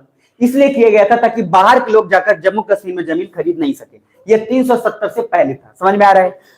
तो पहले किसी भी गर्ल्स को ये अलाउड नहीं था कि वो बाहर मैरी कर सकते हैं किसी से, ताकि वहां के लोगों को उसका सुरक्षा मिल पाए। अब जैसे हुआ मामला खत्म हो गया, कुछ बुझा रहे? तो अब क्या है, आप जाकर जमीन खरीद सकते हैं धूमधाम से, और आपका राइट जो है मिलेगा। तो लॉजिक ये है कहने का कि लद्दाख में भी देखा गया कि कुछ लोग वैसे हैं, बड़े बड़े बिजनेसमैन, मैक्सिमम जमीन वहां खरीद के रख ली है, क्योंकि उनको जैसे ही पता चला कि यूनियन टेरिटरी लद्दाख में घोषित हुआ, टूरिस्ट प्लेसेस का, क्योंकि टूरिस्ट प्लेसेस का हब है, वो भी बहुत इंपॉर्टेंट चीज है, वहां पर उन्होंने हर इंपॉर्टेंट लोकेशन पे अपना जमीन खरीद लिया। देन द पीपल डिमांडेड कि भाई हम कहां जाए और हमारा क्या होगा। तो फिर उसके बाद उन्होंने डिमांड किया कि ऐसा कुछ दीजिए कि हमारा जमीन हमारे अपने लोगों के लिए इतना सुरक्षित रहे, उसके बावजूद कुछ हो। तो इनका डिमांड भी वैलिड है, कहीं से कोई कहने वाला बात नहीं है। बीच में राहुल गांधी जाके फोटो खिंचवा गए थे लद्दाख में, अगर आप न्यूज में रहते हैं तो ठीक है, तो जाके बढ़िया। और राहुल गांधी पता नहीं आजकल उनको ब्लेड छुरी मिल नहीं रहा है, दाढ़ी बढ़ा के पागलों की तरह घूम रहे हैं शायद। तो नया एनिमल पता है ना, रणविजय नया एनिमल आए हैं, उसी तरीके से नया एनिमल जो है और भी लोग हैं। अभी आप देखो सब तरफ जानवर ही जानवर बन के घूमे जा रहे हैं। मतलब देखो, मेरा इससे कोई मतलब नहीं कि कौन दाढ़ी क्या रखा नहीं रखा है, बट इतना तो जरूर समझ में आता है कि लाइफ में जो है कम से कम इंसान दिखना जरूरी है। भगवान ने एक इधर टाइगर जो है वो इंसान बनना चाहता है, कुत्ता भी इंसान बनना चाहता है, लेकिन इंसान जो है वो अलग लेवल का रिवर्स सिस्टम चल रहा है, अलग लेवल का वो बन रहा है। तो लॉजिक यही है कि ध्यान रखिएगा दो चीज। ये देखिए doctrine of separation, last 2 minute और रख लो पेशेंस। क्या आप लोग वाकई पढ़ पाएंगे अभी? अगर मन नहीं होगा तो कोई बात नहीं यार, मन नहीं भी होगा तभी अंदर से, मन नहीं होता, जिसको मन नहीं होता अंदर से कहेगा हाँ पढ़ा ना, पढ़ लेंगे पढ़ाई ना पढ़ लेंगे, आई है तो पढ़ लेंगे। तो आईएएस में अगर 1 घंटा 1.5 घंटे में कुछ नहीं होगा, लास्ट में बता देता हूँ फिर चले जाना। ये देखो doctrine of separation of power, polity का सबसे हॉट टॉपिक है और ये मैं शुरुआत में ही पढ़ाऊंगा आपको कि कैसे कैसे separation of power, inter separation of power होता है। समझ में आ रहा है? तो फिलहाल के लिए ये मैं नहीं पढ़ाऊंगा अभी, सिर्फ हेडिंग डाल लो और उसमें एक चीज लिख लो, Kesavananda Bharati case, very important. 1973 Kesavananda Bharati case. World का इतिहास बदले चाहे नहीं बदले, केशवानंद भारती ने इंडिया का पूरा इतिहास बदल दिया, गवर्नमेंट को ना औकात में ला दिया। इंदिरा गांधी इतना तेज बन रही थी कि लगभग इंदिरा गांधी से पहले भी सारा गवर्नमेंट खूब पावरफुल हो रहा था, सुप्रीम कोर्ट सुन रहा था। जैसे केशवानंद भारती के केस आया, अच्छा कुछ दिन पहले केशवानंद भारती फिर न्यूज में थे। समझ में आ रहा है? तो सर लॉजिक ये है, ये लैंडमार्क केस है जिसमें क्या बोला गया कि गवर्नमेंट जितना चाहे सुधार कर सकती है, लेकिन संविधान का बेसिक स्ट्रक्चर जो मूल ढांचा है उसमें बदलाव नहीं कर सकती है। और सुप्रीम कोर्ट ने क्या बोला? मूल ढांचा क्या है? जो हम डिसाइड करेगा वो मूल ढांचा है। कुछ बुझा रहे हैं? अब वो सुप्रीम कोर्ट कुछ भी डिसाइड कर देता है कि मूल ढांचा है। अब जैसे बोलता है जज का पावर घटाएंगे बढ़ाएंगे, कहता है मूल ढांचा में नहीं कर सकते। भाई तो क्या है आप समझ में? यानी कि इस केस के बाद सुप्रीम कोर्ट जो है पावरफुल हो गया एक तरह से गवर्नमेंट से। जो पहले गवर्नमेंट हावी हो गया था सुप्रीम कोर्ट पे, जो मनो रात दिन जो मैंने उस तरह से करवा दिया, इधर जो बिल पास करा उधर करवा दिया, सारा जमीन जो है रख दिया, जमीन नेशनलाइज हो गया, कोई जमीन नहीं इस्तेमाल करेगा। सुप्रीम कोर्ट हाँ जी। तो लॉजिक क्या है? इस सेपरेशन ऑफ पावर मैं आगे पढ़ाऊंगा, अभी कुछ और आपको बता रहा हूं, देख लीजिए, उसके बाद आज का क्लास खत्म करेंगे यहीं पे। ये लिखिएगा हेडिंग जरा, रेयर अर्थ एलिमेंट्स, लास्ट लिख लो। अच्छा आप लोगों में से साइंस बैकग्राउंड के बहुत सारे लोग होंगे जो 12th में साइंस किए होंगे, नहीं चल रहा क्या? Rare earth element discovered in Sweden. अब यूरोप जो लोग पढ़े होंगे याद होगा, स्वीडन का राजधानी क्या पढ़ाए हो भैया? स्टॉकहोम होगा कि ओस्लो होगा? ये देखो, तो नॉर्वे का क्या होगा? ओस्लो। लग रहा है असर पड़ रहा है, असर नहीं पढ़ाना है, चलो मजा लेते रहना है। फिर से बोल रहा हूं, पूरा मैप इतना विस्तार से पढ़ा हूं तो भूलना नहीं है। तो स्वीडन में मिला है रेयर अर्थ एलिमेंट। देखो सवाल उठता है कि रेयर अर्थ एलिमेंट है क्या? अब कुछ लोग बोलेंगे ऐसा एलिमेंट जो रेयर हो, कुछ बुझा रहा है? ऐसा एलिमेंट जो रेयर हो, जैसे वित्त मंत्री जो बीत गया वो वित्त मंत्री। भाई अब इस तरीके के कांड मत करिएगा, लास्ट आज रखते हैं। देखो ऐसा, इधर सुन लो ध्यान से, ऐसा मटेरियल जो कि उसका प्रॉपर्टीज या उसका विशेषता या फीचर्स वो बहुत रेयर हो, वैसा फीचर्स कहीं नहीं पाया जाता हो, उसको रेयर अर्थ एलिमेंट बोलते हैं। एलिमेंट को रेयर अर्थ एलिमेंट नहीं बोलते हैं, उसका फीचर जो है वो कहीं नहीं पाया जाता। मतलब आपका गुण है कि आप जो है अपना जीभ से निकालकर आंख साट लेते हैं। आप समझ में आ रहे हैं? मान लीजिए एक बात समझ के देखिए कि अपना, अरे हर किसी का एक यूनिक फीचर होता है। कुछ लोग जब आते हैं देखना, कुछ लोग अलग अलग अपना यूनिक फीचर लेके आएंगे, अलग अलग तजुर्बा लेके आएंगे। कुछ ऐसे इधर बजा लेगा, बोलेगा हम इधर से बजा लेते हैं, कुछ लोग हड्डी बजा लेगा, कुछ लोग इस जीभ से नाक, कुछ लोग ये। तो ये जो यूनिक फीचर जो पाया जा रहा है आपके अंदर जानवर वाला, खैर वो जो है, इधर ध्यान समझना, उसको बोलते हैं रेयर अर्थ एलिमेंट, जिसका फीचर रेयर हो, ना कि वो एलिमेंट बहुत रेयर हो। क्लियर है यहां तक? फिर से लास्ट में बोल रहा हूं, अगर मान लो स्कैंडियम नहीं पाया जाता है, स्कैंडियम नहीं पाया जाता, स्कैंडियम सुने हो ना, पीरियोडिक टेबल तो पढ़े ही होंगे। तो स्कैंडियम अगर नहीं पाया जाता है तो क्या स्कैंडियम रेयर अर्थ एलिमेंट हुआ क्या? फिर से सोच के जवाब देना, जब आए हो तो जग के जवाब देके जाओ। स्कैंडियम बहुत कम पाया जाता है, तो क्या स्कैंडियम रेयर अर्थ एलिमेंट है? नहीं है, क्योंकि मैंने क्या बोला, रेयर अर्थ एलिमेंट का फीचर्स क्या होना चाहिए? यूनिक होना चाहिए, फीचर्स डिफरेंट होना चाहिए, फीचर्स वैसा नहीं होना चाहिए। एलिमेंट है कि नहीं भैया, उस पर मत जाओ। हमारा दिमाग यही तो काम करता है, ऐसे ही जो बोला जाता है उस पर कम ध्यान जाता है, जो नहीं बोला जाता उस पर ज्यादा ध्यान जाता है। याद है कहानी, रोड पे चादर वाला, चादर लगा के लिख दिया गया यहाँ देखना मना है, सब लोग झांक झांक के देख रहा है, जबकि लिखा हुआ क्या है, बाइक लगा दिया, साइकिल सब लगा के देख रहा है। तो लॉजिक ये है कि साइकोलॉजी है, दिमाग को जितना मना करो वही करता है। तो इसके बाद से मैं कहूंगा मत पढ़ना, बर्बाद हो जाना। समझ में आ रहा है? तुम्हारा घर बर्बाद हो जाए। अब जैसे ही बोलेगा तो क्या होगा, अब हाँ तो भाई इस तरह का वजह। तो देखो रेयर अर्थ एलिमेंट स्वीडन में मिला है, याद रखना इसका एक नाम है और वो नाम जो है बहुत इंपॉर्टेंट है। तो देखिए पहला, सबसे पहले लिख लीजिए, इसमें नोट्स में आपको नहीं मिलेगा जो मैं लिखवाने वाला हूं, लिख लीजिए, लिखिएगा rare earth element is a that type of element,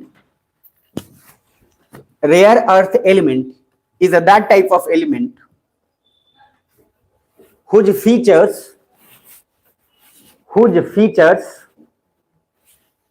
that type of element whose features are very rare, whose features are very rare।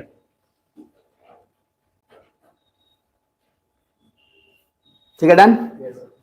ये जो आपको फोटो दिख रहा होगा, कुछ फीलिंग आ रहा होगा फॉरेन का, ये वाला अगर दिख रहा होगा तो सर गुड़गांव जाओ, इससे बेहतर मिलेगा, आपको बिलीव नहीं होगा कि यू आर इन इंडिया। जाओ कभी टाइम मिले, और लवसना के बाद टाइम मिलेगा ही आपको, बिल्कुल जाएगा। क्या बनाया है सर, उससे बेहतर बनाया, बेहतरीन।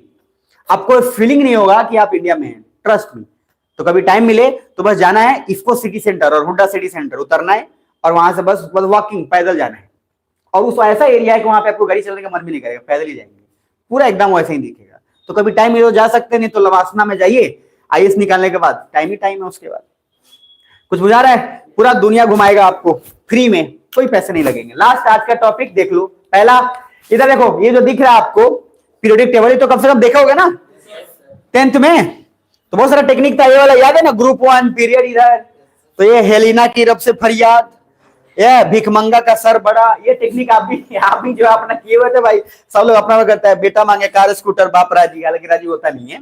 उसके बाद फिर इधर जितना सारा है, मैं इसकी बात कर ही नहीं रहा, इधर भी है बैगन आलू गाजर इन थैला, ये नाना पापा आंटी सब बीमार। इधर ये जो पढ़ाऊंगा साइंस उसमें बता दूंगा। यहाँ पे देखते हैं, ये जो है ये वाला लैंथेनोइड दिख रहा है, तो इसका भी है, लड़कों से परेशान नंद पंडित ने सामादेव की गर्दन तोड़ दी, होना इससे तमाशा लंबा। मतलब ये टेक्निक रटे जाते थे आईआईटी के समय, जब मैं पेपर दे रहा था उसमें बहुत ज्यादा रटा था, और इससे बहुत क्वेश्चंस भी आते थे, बहुत हेल्प भी किया, निकल गया। तो लॉजिक ये है, ध्यान से समझिएगा ये कि ये जो प्रोसेस है इसके आगे का पार्ट अगर करेंगे तो अभी के लिए बस बताना आपको इतना है बॉस, कि अगर लैंथेनोइड की बात करें तो ये रेयर अर्थ एलिमेंट लैंथेनोइड के बारे में बात की गई है, ना कि किसी और के बारे में। तो बस यहाँ पे डिटेल आपको नहीं मिलेगा, इसमें कहीं ना कहीं एक जगह पे होगा, वो नहीं भी है तो कोई दिक्कत नहीं है, आप एक हेडिंग डाल लीजिए इसके अंदर लैंथेनोइड।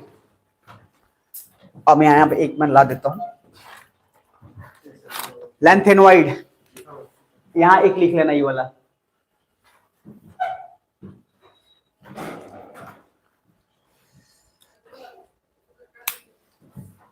लिख लिए?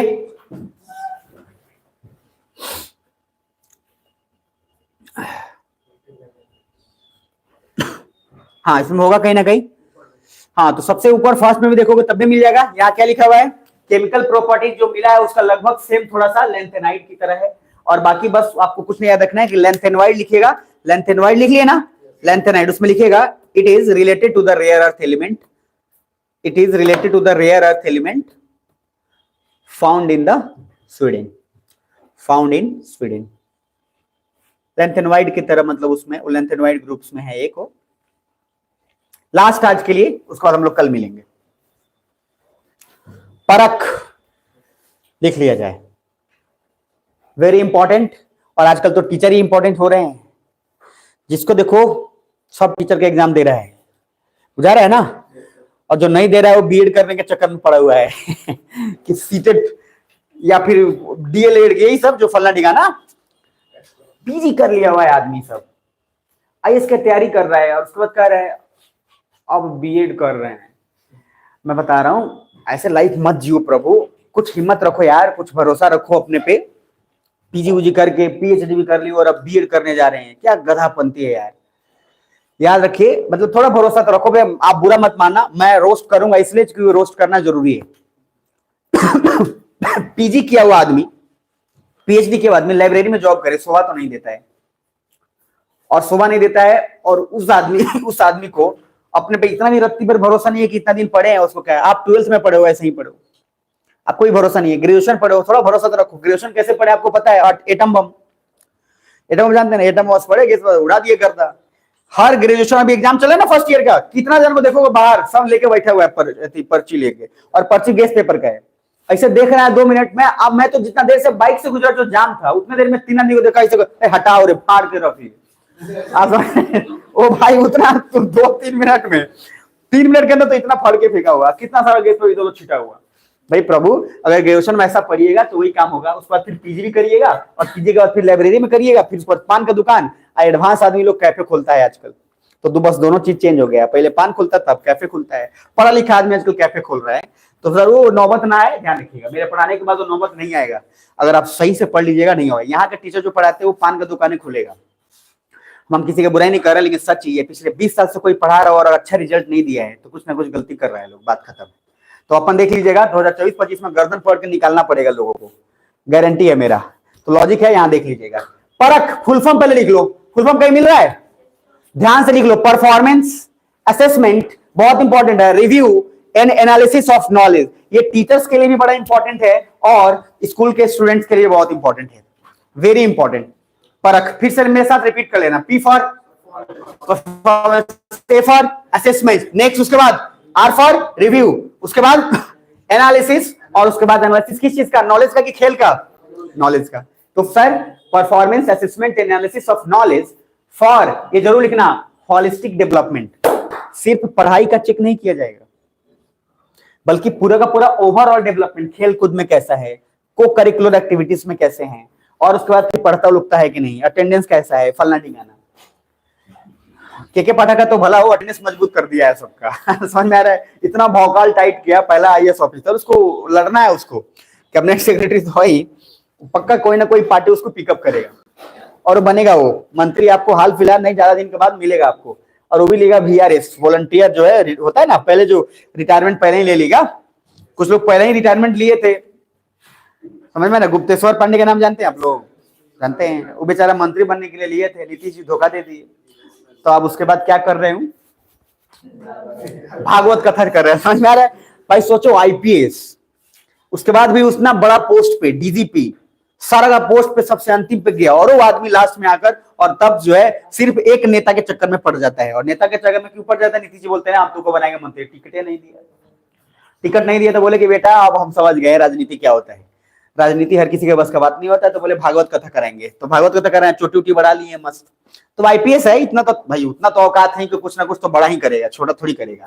लेकिन उसके बावजूद भी लालच अगर कंट्रोल में रखिएगा तो ठीक रहेगा, लालच ज्यादा मत बढ़ाइए, लालच कम में रहिएगा। जेस जयशंकर की तरह रहिए, नितिन गडकरी की तरह नहीं हो सके तो कम से कम मनोहर पर्रिकर की तरह रहिए, या शशि थरूर की तरह रहिए। IAS बनने के बाद एकदम काम डाउन हो जाइए, अपने आप कोई ना कोई पिकअप करेगा, औकात बहुत बड़ा है आपका, हड़बड़ाइए मत। ये हड़बड़ाए गुप्तेश्वर पांडे, उसका परिणाम और कुछ नहीं भाई। अगर इनको नहीं मोटिव रहता, लालच नहीं रहता, तो काल रिटायरमेंट लेते, ये लालच के कारण लिए तो नहीं हुआ, क्योंकि हड़बड़ाए, शांति रहते तो कोई ना कोई पार्टी इनको पिक करती।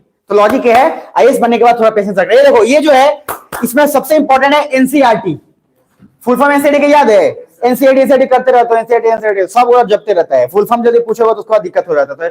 भाई ये आपको याद नहीं है तो याद कर लेना, national council for education research and training दिया हुआ है, इसने किया है पहली बार परख। तो क्वेश्चन पूछेगा परख ने इंप्लीमेंट किसने किया है, NCERT लिखिएगा। The Parakh has been implemented by NCERT, last line लिखिए, Parakh has been implemented by NCERT।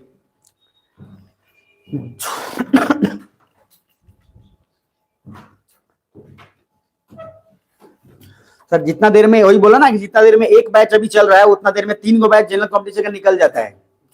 40-40 minute चला हुआ, दर पकड़ा निकलो, 40-40 मिनट में 3 बैच, समझ में आ रहा है।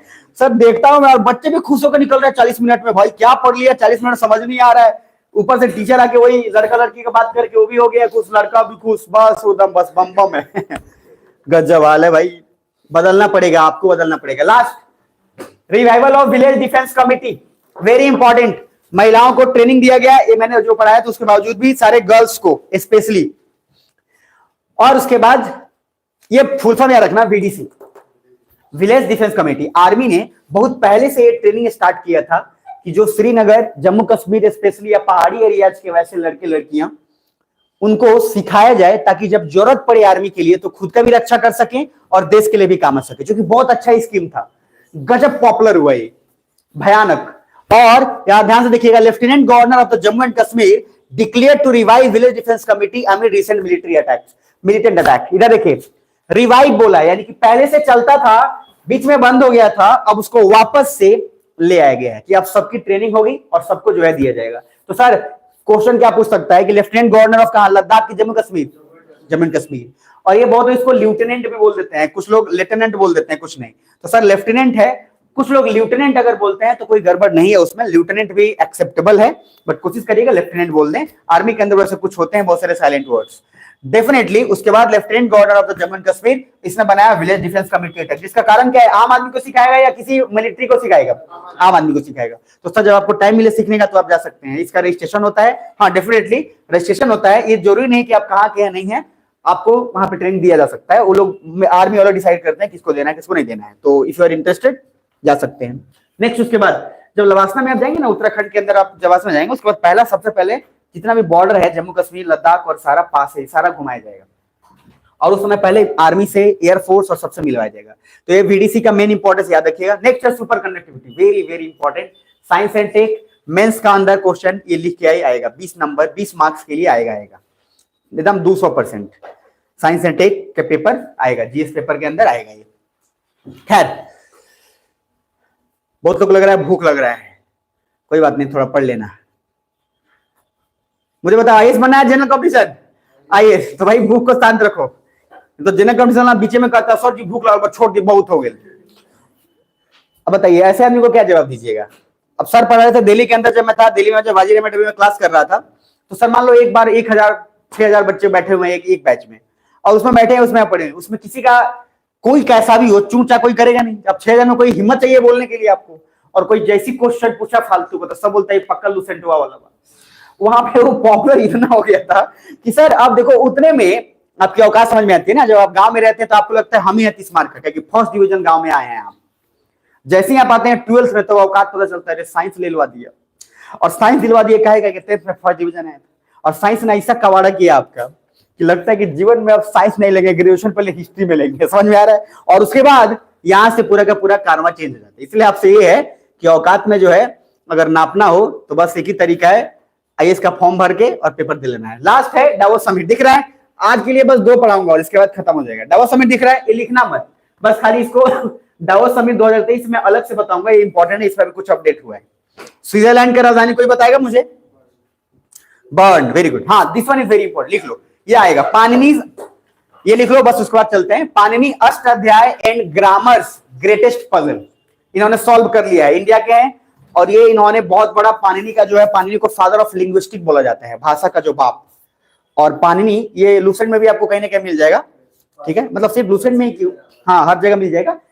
तो पहला लिख लीजिएगा पाणिनि अष्टाध्याय।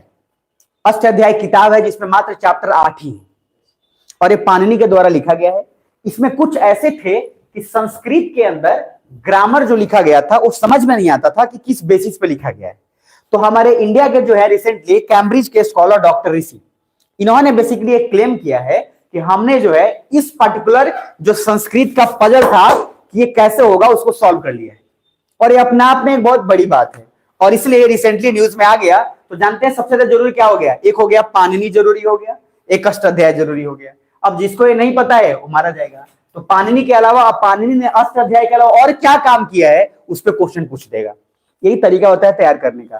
तो पाणिनि को लिखिएगा फादर ऑफ लिंग्विस्टिक बोला जाता है, भाषा का बाप। पहले लिख लीजिए Panini Ashtadhyayi and grammar greatest puzzle, उसको इसका नाम जरूर लिखिएगा, इनका नाम मत भूलिएगा, ये डॉक्टर ऋषि राजपूत, ठीक है। वहां पे राज पोपट लिख दिया गया है, वो पोपट नहीं है, ठीक है, वहां पे कर लीजिएगा, ठीक है। तो Rishi Rajput has claimed to have, हाँ पोपट ऐसे टाइटल लगता है, गुजरात उसकी तरफ जाएंगे ना पोपट का टाइटल लगता है, पोपट जो है लगता है। हैज क्लेम्ड टू हैव वो बिहार में अलग है, पोपट हो गया, बट तो पोपट जो है एक फेमस टाइटल है। Has claimed to solve Sanskrit greatest puzzle. अब आपको इसमें समझने नहीं कि संस्कृत का क्या पजल था, वो आपके काम का नहीं है भैया। वो जो रिसर्च कर रहे हैं, पीएचडी कर रहे हैं, उनको अपना काम उनको समझने दो। आपको बस ये जमाना है कि हाँ ये न्यूज में आ चुका है तो आ जाएगा, तो आपको बस इतना पता होना चाहिए। हो गया यहां तक। दूसरा लिखोगे Panini is called the father of linguistic. Linguistic का स्पेलिंग यहां लिखा हुआ है, लिख लेना, LI लिख के LINGUISTIC। लिंग्विस्टिक, लिंग्विस्टिक का मतलब होता है भाषा, तो जो भाषा में मतलब उनको बहुत सारा भाषा का ज्ञान था और इसलिए उनको फादर ऑफ लिंग्विस्टिक बोला जाता है। आपको स्पेलिंग दिखा क्या? दिख गया ना? नहीं दिखा तो कोई बात नहीं, LINGUISTIC, इसमें भी कहीं ना कहीं आपको मिल ही जाएगा। ठीक है, तो बस यही 2 पॉइंट याद रखना है, बाकी कुछ नहीं। इधर देखो, ये लगभग 2000 साल पहले लिखा गया था, ये सब जरूरी नहीं है, ये चैप्टर ये सब बकवास है, ये सब इतना आपको दिमाग में रखना है। अच्छा, पतंजलि का नाम जानते हैं आप? तो पतंजलि जो है वो गुरु का नाम है और रामदेव बाबा उनको गुरु माने थे, इसलिए उनके नाम पे उन्होंने अपना जो पतंजलि स्टार्ट किया है, ध्यान से समझना। तो Patanjali is not A brand, Patanjali is the name of जो है योग गुरु, जिसने जो है अलग लेवल पे अलग अलग किया। देखो बहुत सारे आसन तरीके होते हैं, तो बहुत सारा होता है। कुछ लोग देखोगे ना सीधे, अच्छा एक जानते हो वो वाला बाबा लोग होते हैं जो घूमते रहते हैं और गाली बहुत देते हैं बाबा लोग? कौन बाबा होते हैं? नागा बाबा लोग, जिसको देखो कुछ भी गाली उली दे देगा इधर उधर, कहीं भी वो अलग टाइप का वो होता है नागा बाबा लोग। सिद्ध लोग, कुछ लोग जाके देखो ना सिद्ध लोग का, सिद्धनाथ परंपरा में तो वो लोग अलग अलग टाइटल होते हैं, अलग अलग वो लोग हठ योग, कोई इधर लटका हुआ है, कोई इधर, कोई अलग अलग टाइप का होता है। तो पतंजलि जो है उसी में का कुछ हठ योग टाइप का है, बट इनका बहुत बड़ा कॉन्ट्रीब्यूशन है योग में, और इसलिए जो है रामदेव बाबा ने इनके उनके नाम पे ब्रांड बनाया। पतंजलि सब लोग जानता है, लेकिन पतंजलि का इतिहास नहीं जानता है, ये भी एक बहुत ट्रूथ है। क्या आप लोग जिंदा है? प्रमाण दीजिए, यस और नो? तो सर बस 5 मिनट और, उसके बाद तुम भी फ्री, हम भी फ्री। क्लियर है? चलो लास्ट आते हैं।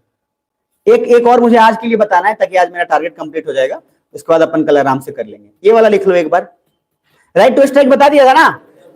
डन, एक हो गया। एक मुझे बताना है आपको, मिल जाए वो, ये तो नहीं है। हाँ, NFSA, ये वाला लिख लीजिए थोड़ा सा। NFSA जो फ्री फूड ग्रेन स्कीम, ये मैंने आपको अभी थोड़ा देर पहले बताया होगा, ठीक है? उसमें NFSA लिख लेना, उसी के अंदर लिख लेना। ये मैं भी मिस कर गया, जैसे भी कर गया, बट इसको लिख लो। जहां पे मैंने फूड वाला बताया था ना, फूड सिक्योरिटी एक्ट 2030 वाला, उसके अंदर NFSA लिख लो पहले। इसमें पहले आप खुद देखो NFSA का कहीं फुल फॉर्म दिख रहा है? पूरा पढ़ लो कहीं मिला? हाँ, ये नहीं है sir,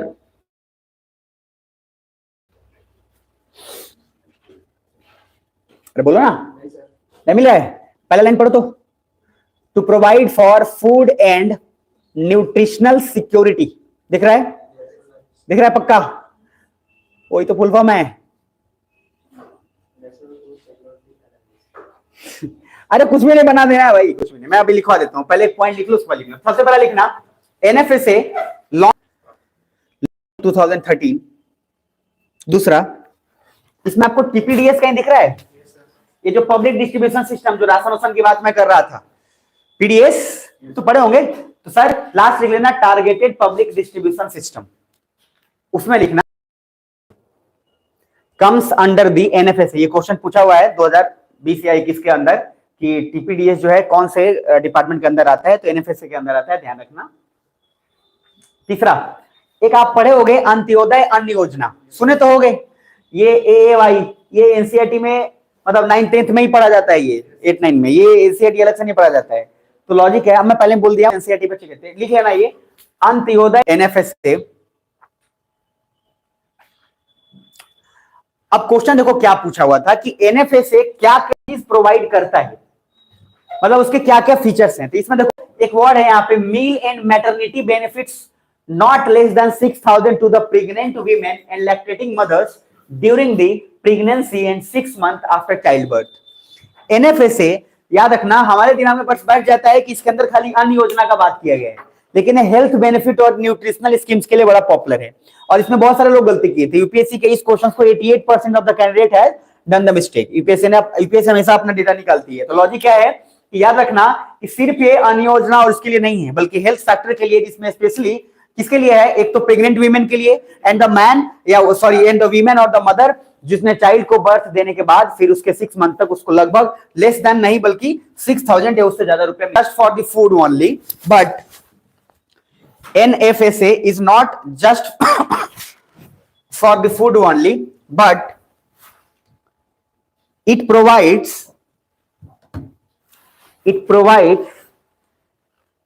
benefits to the mothers, but it provides benefits to the mothers, pregnant women also pregnant women and meals for the children, meals, meals, and meals for the children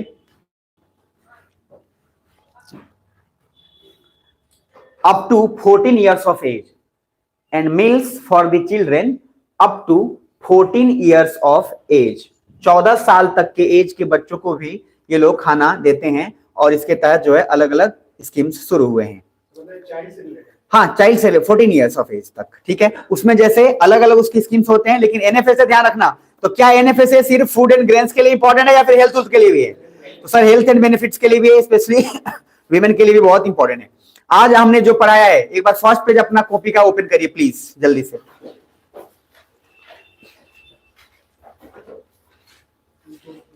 कर लिया ओपन?